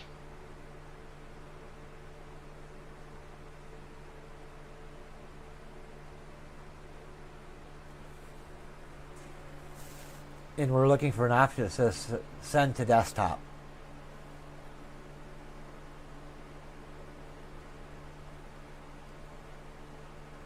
Oh, see it. Oh, let me look here and see what we got.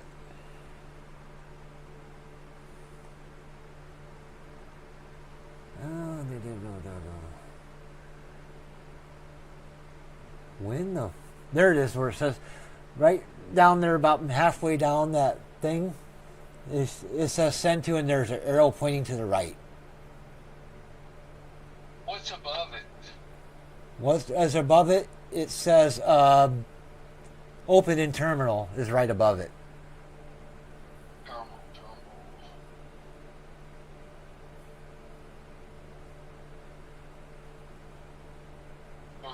Okay, wait a minute. Yeah, open terminal and then send to. Yep. There should be an option that says send to. If you put your mouse over that little arrow to the right of send to, you should see some more options. One should say send to desktop. Okay. And I'll let you catch up. There it is. And it'll say send to desktop, create shortcut.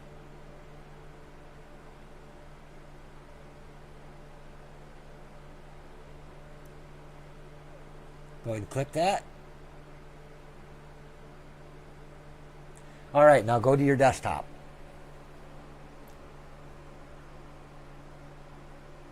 Do I have to exit out of iRacing, or can I do it? Only if iRacing is in the way and you can't see your desktop.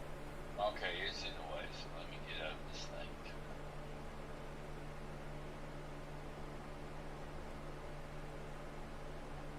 And later I'll show you a trick how to pull up your desktop where you can access it while iRacing's open like that.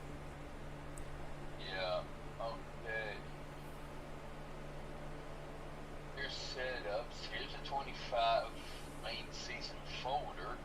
Alright, so at your desktop, I'll wait for you to get there. And where is it at? You should have a folder on your folder, a file on your folder that says 2025 truck main season. Right. All right. Before you click it, go over to the left side of where your trading paints, just to the left of your trading paints icon, or to the right of it, to where there's black space and nothing there. Right. Right click on the background where it's black, Okay. but don't actually click on the folder, but where there's nothing at all on the screen. Right click on the black background.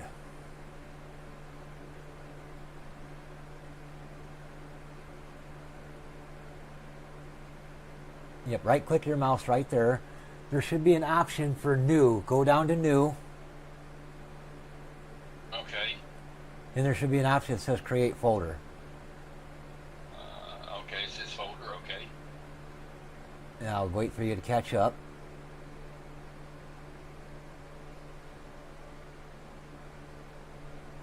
Actually, it looks like you already got one.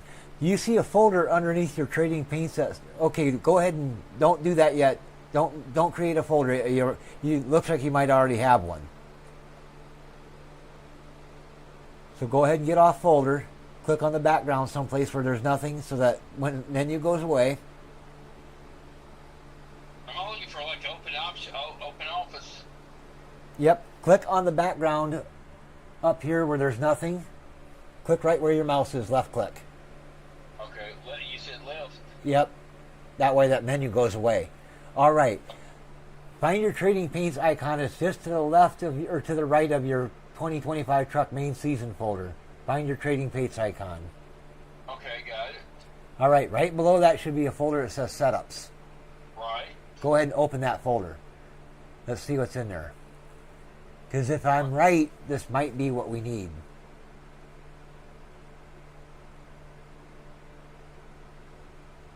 It's empty. And it's empty? Yep. Okay, open it up to where you can see the inside of that folder and still see your desktop. Say that again. Open that folder so that you can actually see inside the folder. Okay. Minimize that folder so it's out of the way, because we need to be able to see something on your desktop. Because what we're going to do is we're going to drag that 2025 main truck folder shortcut into this folder.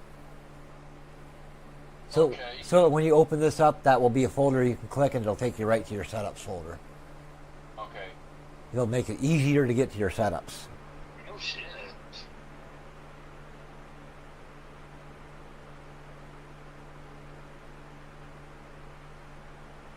All right, go over to where your 2025 truck season folder. Grab a hold of it, left click and hold, and then drag it into the folder where it says this folder is empty and let go. Okay, got it. Drag her on over.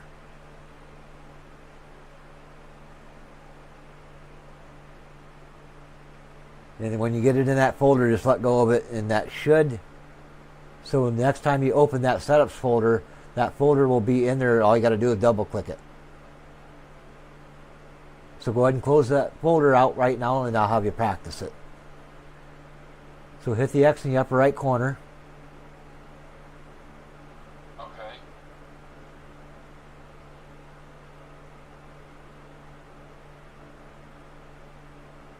Go ahead and close it out completely. Don't open that folder yet. Just close your folder completely out. And now find your setups folder on your desktop, the one that I had you just open up there. Right. Double click it to open it.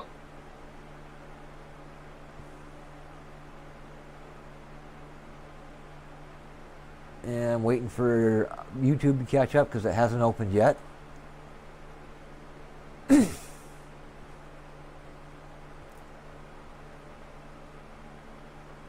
All right, now hit your truck 25 main season to see if it takes you to the correct location where your setups are at. Okay. You should be able to double click it. It should take you right there. Not only to see your setups, but also the spreadsheet.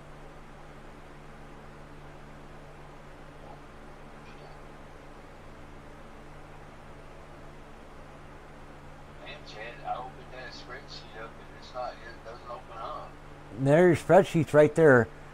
You have to click the icon for the spreadsheet. You got to go down.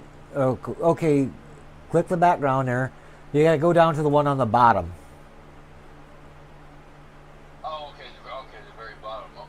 Yep, because that's a lock file. So that's the fact that the file was open at some point and was being edited, and then you closed it. So don't click that one because that's a dead file.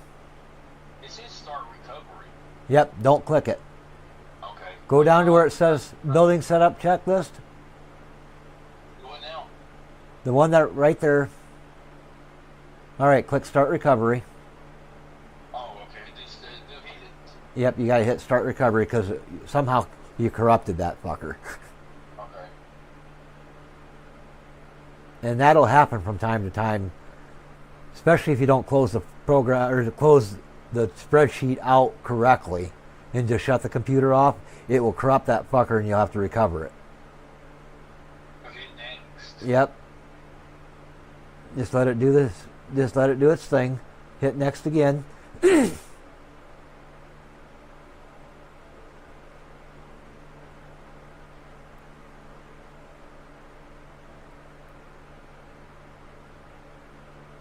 ahead and hit next. All right, now you've got the spreadsheet open again.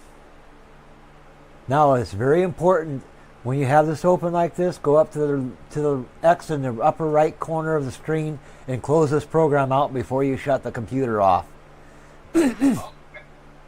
Because if this is open when you shut the computer off, it will cause that recovery error like you had.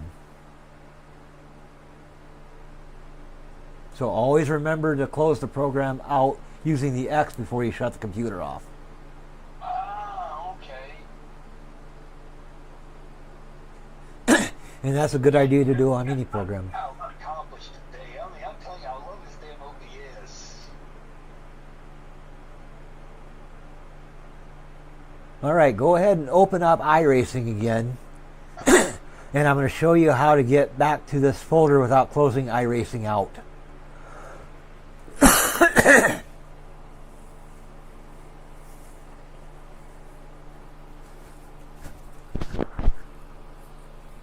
Especially since you got the shortcut on your desktop to get to your setup folder. Go ahead and open iRacing. Okay.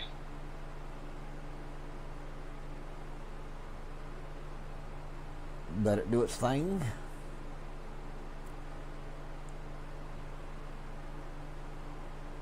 Go ahead and hit skip on that damn thing. You don't need to see that every fucking time. All right, go ahead and hit test drive so that you're actually in the garage, because this is where you're going to probably jump between your setup folders the most, is when you're doing setups, building setups, and you got to make you want to scrap a setup and not use it anymore, or need to rename one or something. So go ahead and jump into your test drive.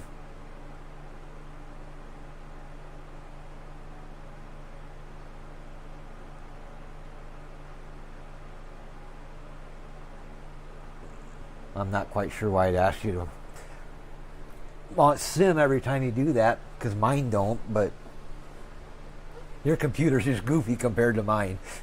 It is. It's Windows 11. Windows 11, I have no desire to ever go to that fucking operating system if I have my choice. I ain't going to go to Windows 11 until iRacing forces me to.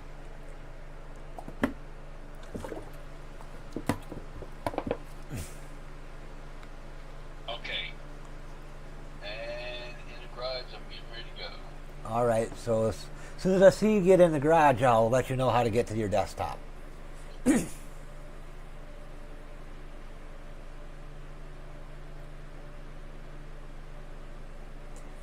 So this is a real world example. Alright, what you got to do now is you got to get your taskbar to show up.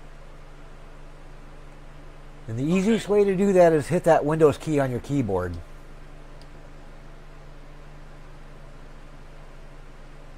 I'll give you a second to do that.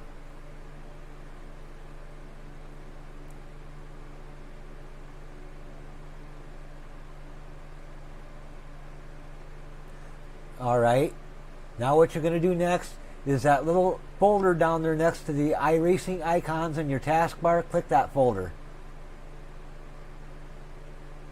That's Windows Explorer. And I'll give you a second to click it because you haven't clicked it yet.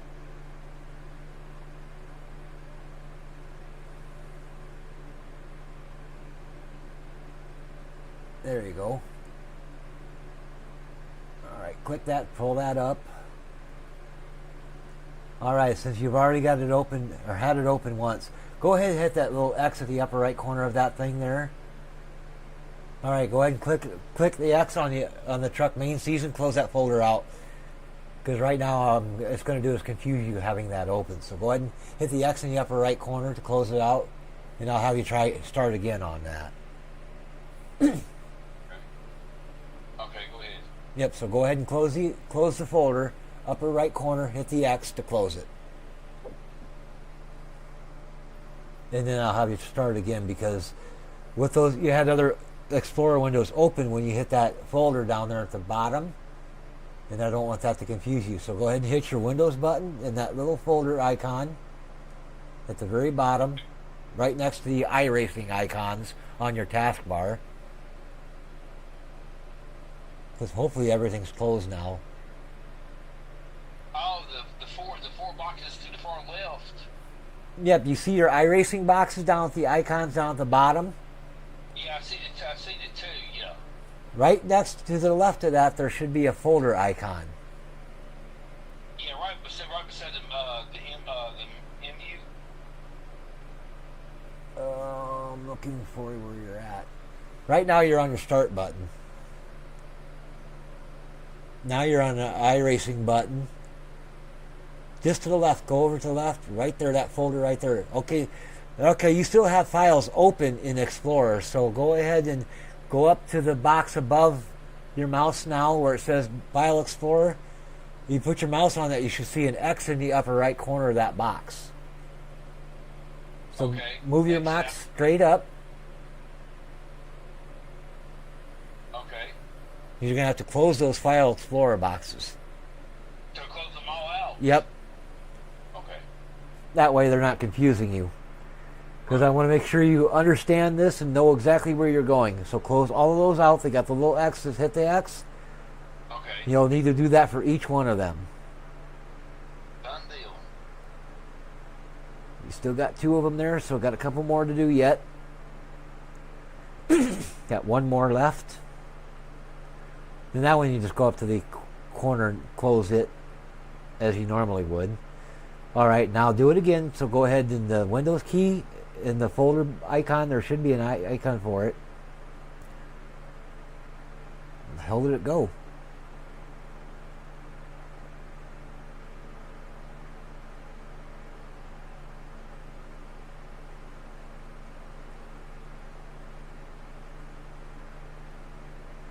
Alright, I don't know where the hell it fucking went. It's not down there no more.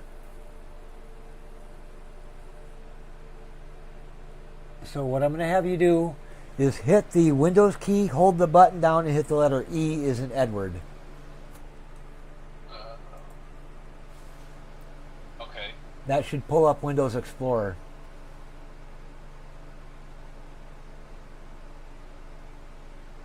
And it pulled up documents. Did it? Because I can't see nothing right now. All I see is your start menu. Yeah, give it a second.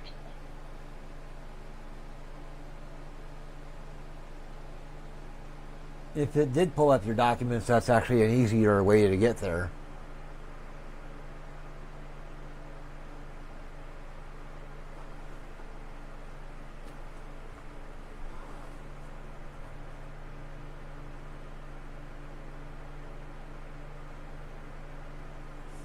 Jesus Christ, it's already after 7 o'clock. Holy shit, where'd the day go? I know it.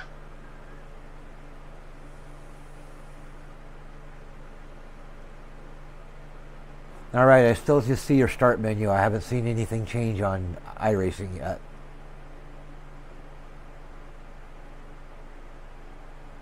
I don't see your documents folder at all.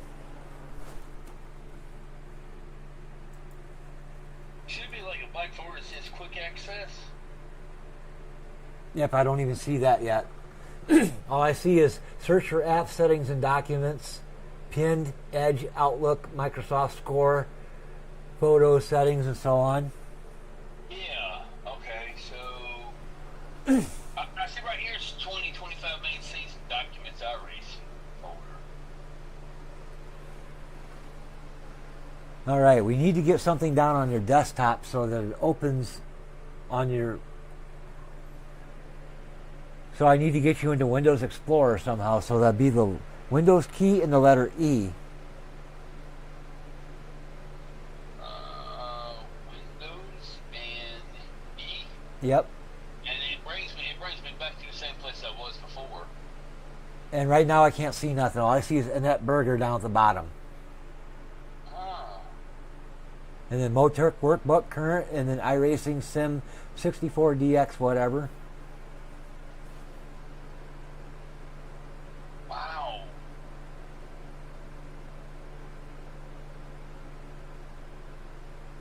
And I see a power button down on the lower right corner, just to the right of Annette's name. There's like a power indicator button. I cannot believe it's not pulling this thing up now.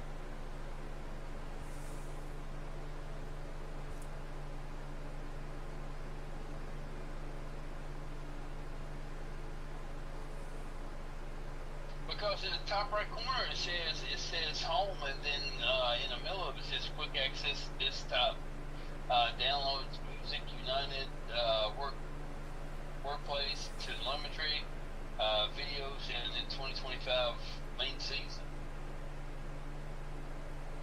All right, do you see where it says Annette Berger down on the lower part of your screen? Your mouse is actually on it right now. No, man, my mouse is like sitting to the far upper right in the screen. Yeah, because right now on the stream that I'm seeing from your screen, it's got Annette Berger, and it's got like an icon that shows a person, and your mouse is right on her name. Wow. I wonder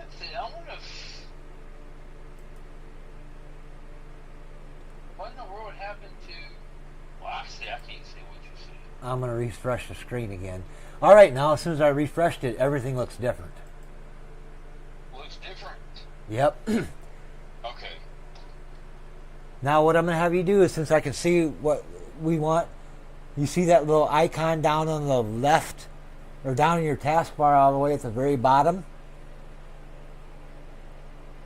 The yellow folder? Yep, right click that, and there should be an option that says pin to taskbar.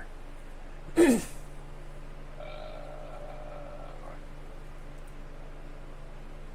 pin to taskbar. All right, click that. Okay. And then go up to the window that says home. Yeah. The X in the upper right corner of that window, hit that. Okay. So you close that folder completely out. Okay. All right, because right now it's still open.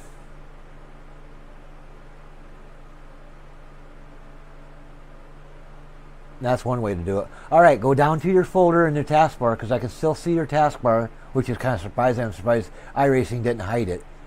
But hit that folder. If you don't see that taskbar down at the bottom when iRacing's open, you'll have to hit your Windows key to get it to show up. Right, yeah. But once you show up, just hit that folder. Okay, now that pulls up. The next thing we're going to do is we're going to go over to where it says desktop. Click where it says desktop on the left panel. Left panel. Alright, hang on. There's mine. The left panel. Yep, where it says home gallery. Oh, okay, yeah. I see that. Yeah, it's desktop and downloads. Okay. Yep, hit desktop. That should pull up your desktop so you can see everything that's on your desktop. Okay. And I'll give you a second to click that.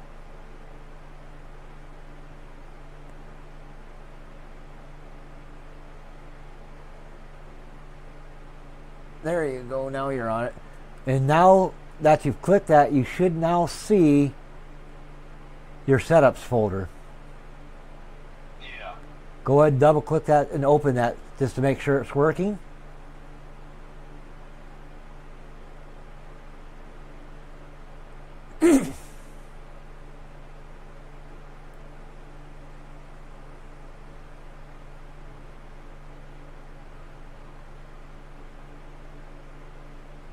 And make sure you can get into your truck folder.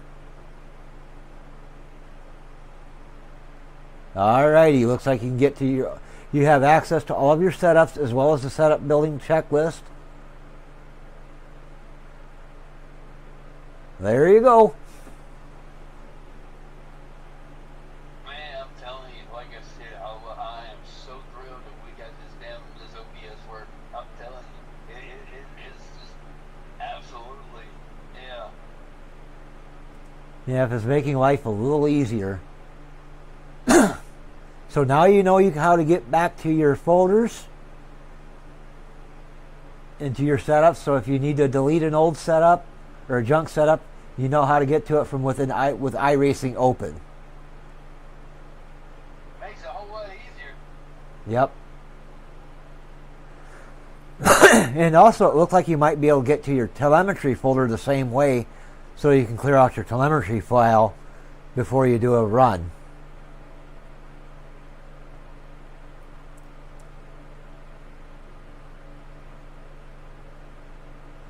Yeah. It's right there on the taskbar of where it says, the i2 Pro. Yep. Yeah. But that should be able to get you right to your telemetry folder so you can easily delete it. Yeah. And now, if you're still watching mine, I'm going to show you how I get to mine. Okay, hang on, let me get to yours real quick. And I'll actually pull up iRacing so I got iRacing running when I do it. That way you got an idea.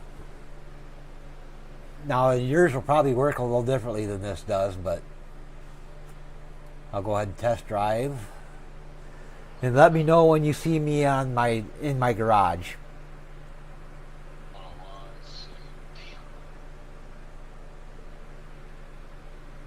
And while I'm waiting for this to load up, I go run to the bathroom and pee again. Right? That seems like all I fucking do is fucking race and pee. I know that feeling.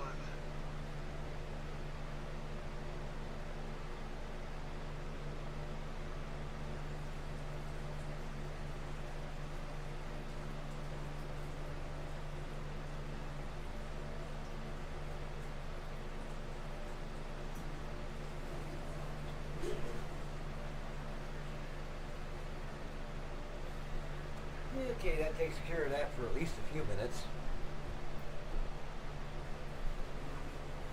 Oh, crap. All right, everything should now show you seeing me at the track with the test button showing. Do you see that? Yeah. All right, so this is how I clear my telemetry out.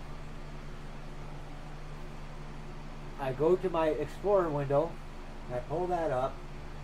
And the way I got mine set up under quick access, I can easily get right to my telemetry. But in case I couldn't, I'll All go. right, hang on, because I'm still showing you the track in this. All right. Okay, now you're pulling it up. You're going up there to telemetry. I can either click on telemetry and pull it up that way, select all and delete. All right, wait a minute. You're sitting currently on desktop. Yes, right now I'm in telemetry folder. Yeah, always at delete. Now you're going back down to telemetry. Now, okay. Now you're sitting there pausing for a second. You just highlighted and it went away. All right. I just hit my desktop icon. Right. So now you should see everything on my desktop. I got Fix Series, iRacing car manuals, Paint Shop, MB, Open Office, installation files, setups, and so on. Right. This is another way how I get to my setups.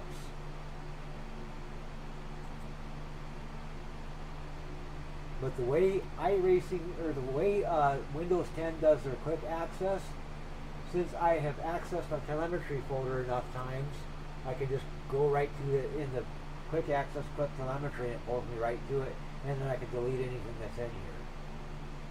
Oh wow, yeah.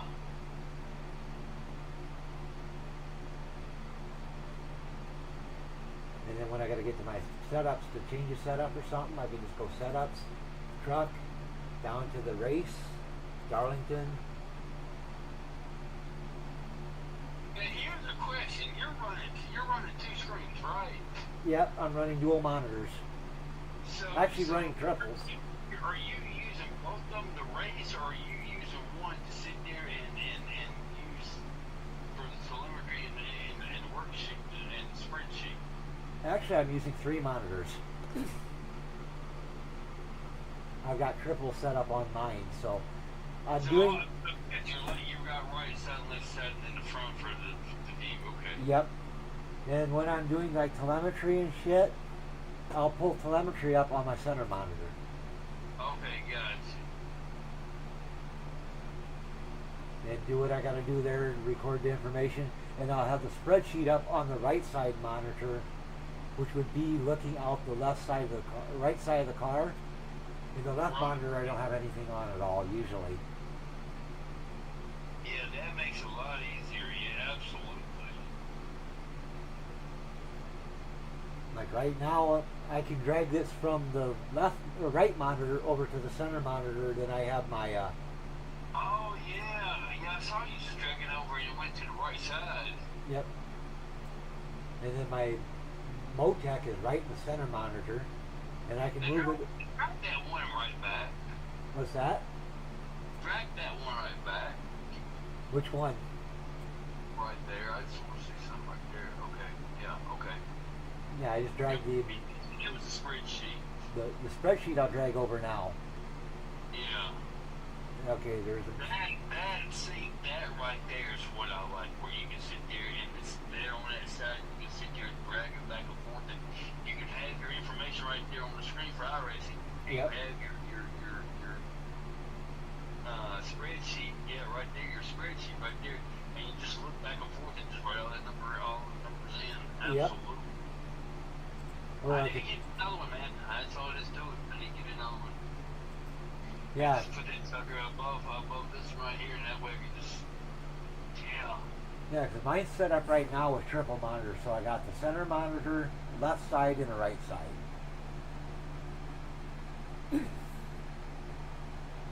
Now, when I'm streaming, the only thing you can see is the center monitor when I'm streaming. Well, yeah. There's no way. There is no way. Yeah, I don't think. Is there a way to sit there and actually look? If you're going down a track, I mean, you can see what's on both sides of you. I don't think so. You can, but it's difficult to get it to work right. Yeah. Hey, it's always worth exploring that idea. you got to do something. There's a utility NVIDIA makes where you can extend all the monitors into one single thing. So where you'll see all my monitors in one display screen.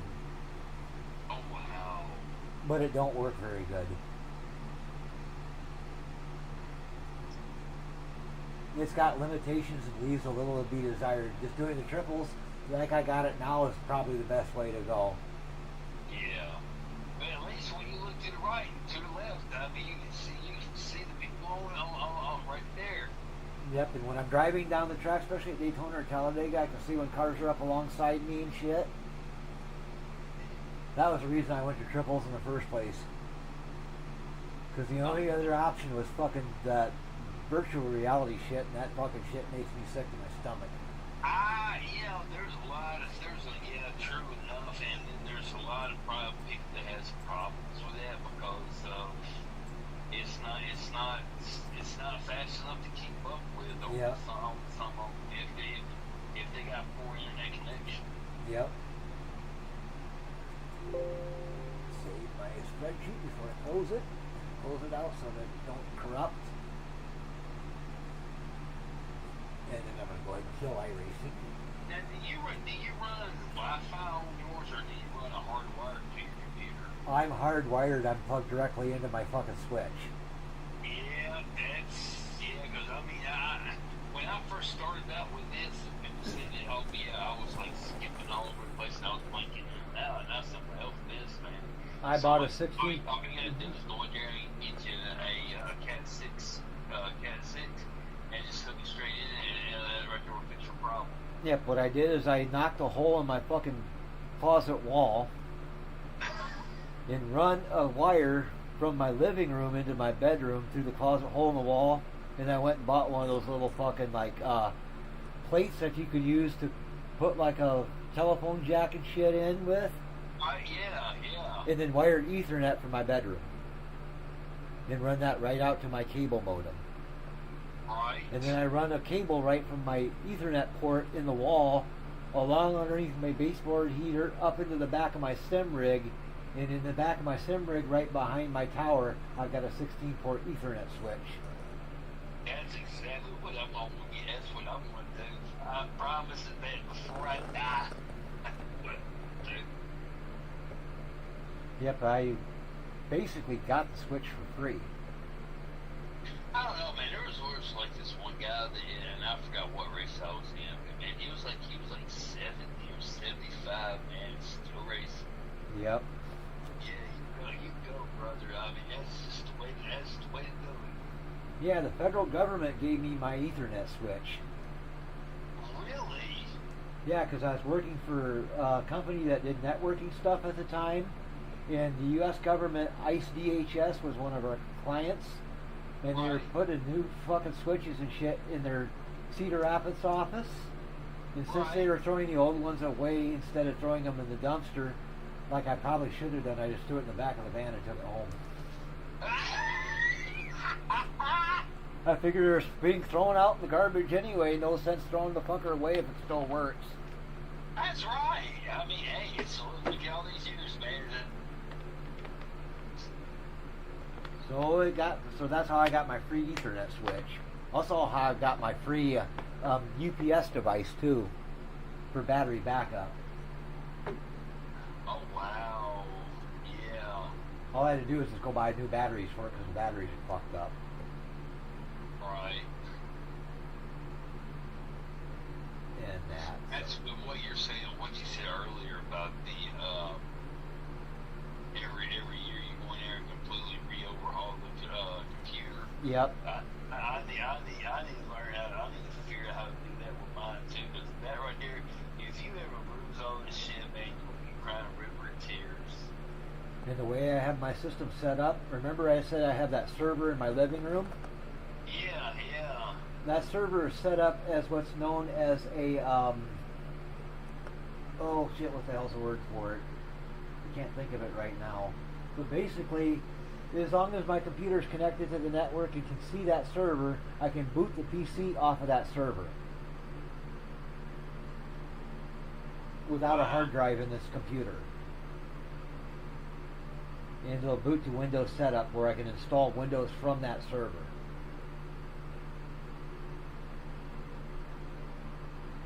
So all I have to do is go out in the living room, make sure that the server is turned on and the network cable's plugged into the back of it, come into the bedroom, make sure my internet's connected to the simulator, hit the power button, and it'll boot my sim rig from my server out in the living room, and then I can start Windows Setup to do a clean install of Windows 10 from that server without ever having to use a USB key or a DVD. Wow.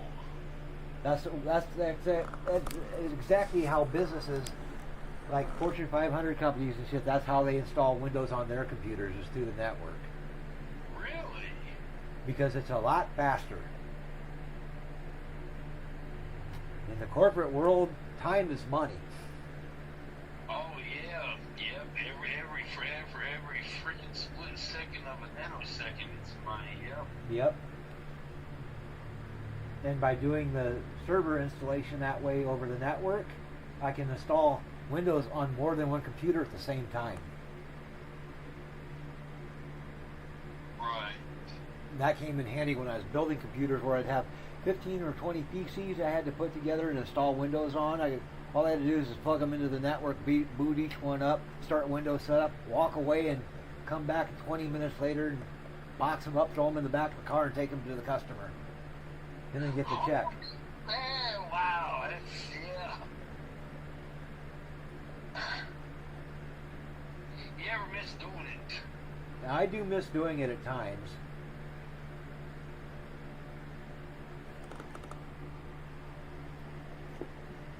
But that was the life I lived for 20 fucking years.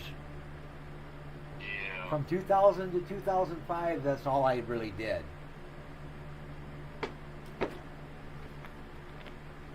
That right there, that's, I don't care what anybody says, that's a job to have. I mean, literally, that's a job to have, because, I mean, it's really, it's like doctors and lawyers and nurses, you know, or EMS. It's one thing that's always one that you're going to need that no matter what. It ain't going away. And the nice thing about the skills that I learned with learning how to work on computers, I'm 100% self-taught. I had never set foot into a college classroom ever in my life, other than to work on the computer in there because it was broke.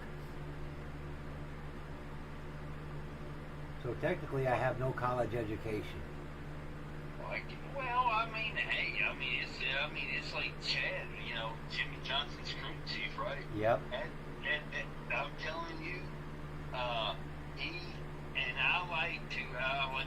like to go the backwards flip on this when I heard this. He's never been to college, but he is one badass engineer. When it came to these race cars, I mean, I don't know how the dude did it.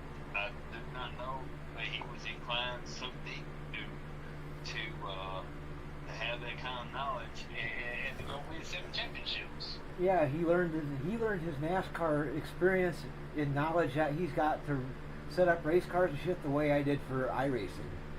The exact same method. Get in there and fucking do it. That's the only way you learn. Yeah, but he was definitely one badass crew chief, and I mean, like I said, I mean, he admitted he never went to college, and he learned all the engineering skills over the years, and I mean, he kept building right off the top of that right there.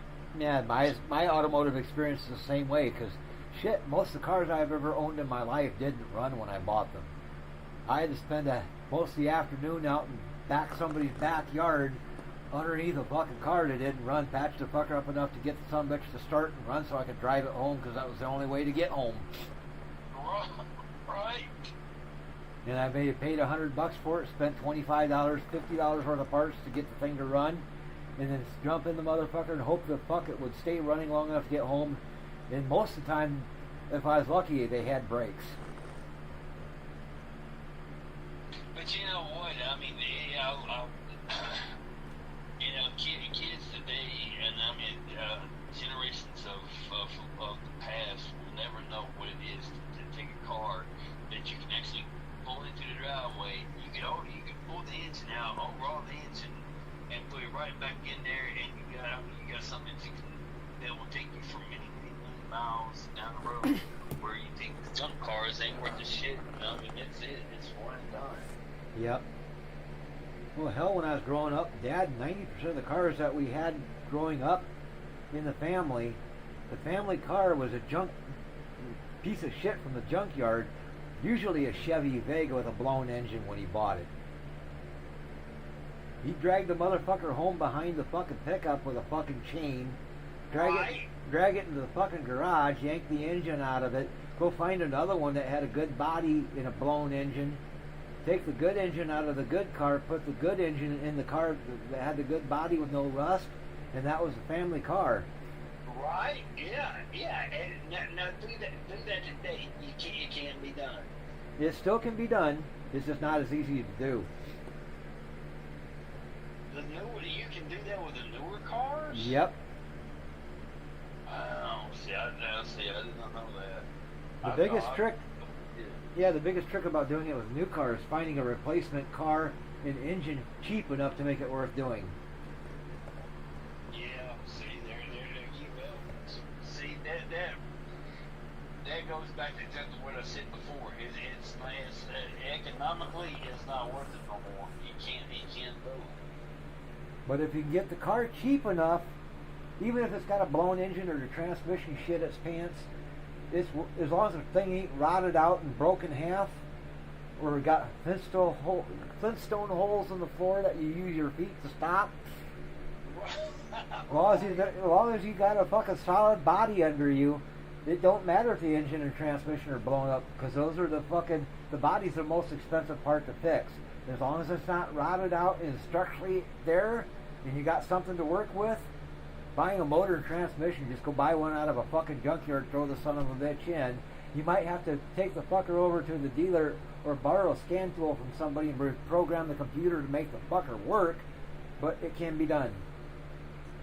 Wow, okay, then I stand back and, yep, I surely did not know that was even possible with these days.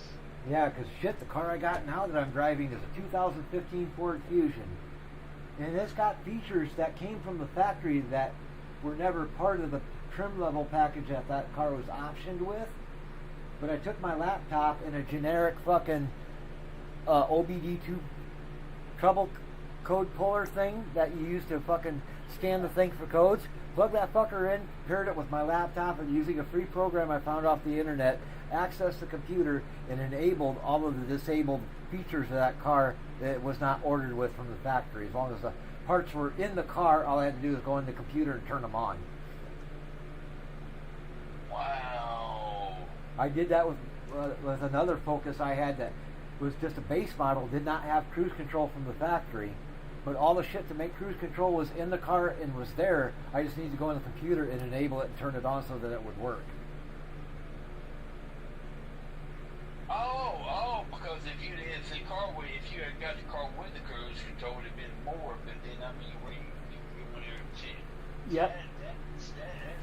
That is absolutely perfect. Yeah, it would have cost me more money to have them put cruise control in it because it would have been an added cost option. But just going in there with the computer, since all the shit's already in there because it has to be there for the car to run to start with, all I got to do is go in the computer, scroll down to cruise control and set from without cruise control to with cruise, hit enable, hit save, walk away, go out, start the car, get out on the interstate, get up to 55 mile an hour and hit the buttons on the steering wheel. I did have to put a different steering wheel because the buttons on the wheel that came with the car didn't have the buttons, so I had to get those out of a junkyard. But that was like $25 off eBay. And it took me longer to run over to the parts store and buy the right size socket to get the steering wheel off than it did to change the fucker out and get cruise control working. I was watching a YouTube video, and this mechanic, and this is on like a 25 or 20, yeah, I think it's a 2025 trucks, right? Yep. They got this, it's up underneath this steering wheel behind the and it's in there behind the wheel and all this sort of stuff. If you think it's time to get off, and it takes 4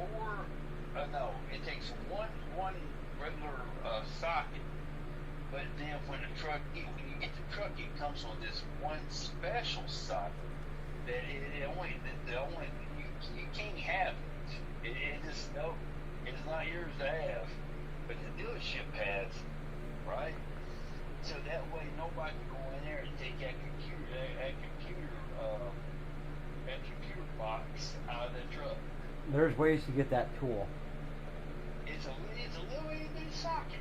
Yep, there's a way to get that tool. If it's Ford, all you gotta do is go to Rotunda and order the fucker. No, it's a Chevy diesel.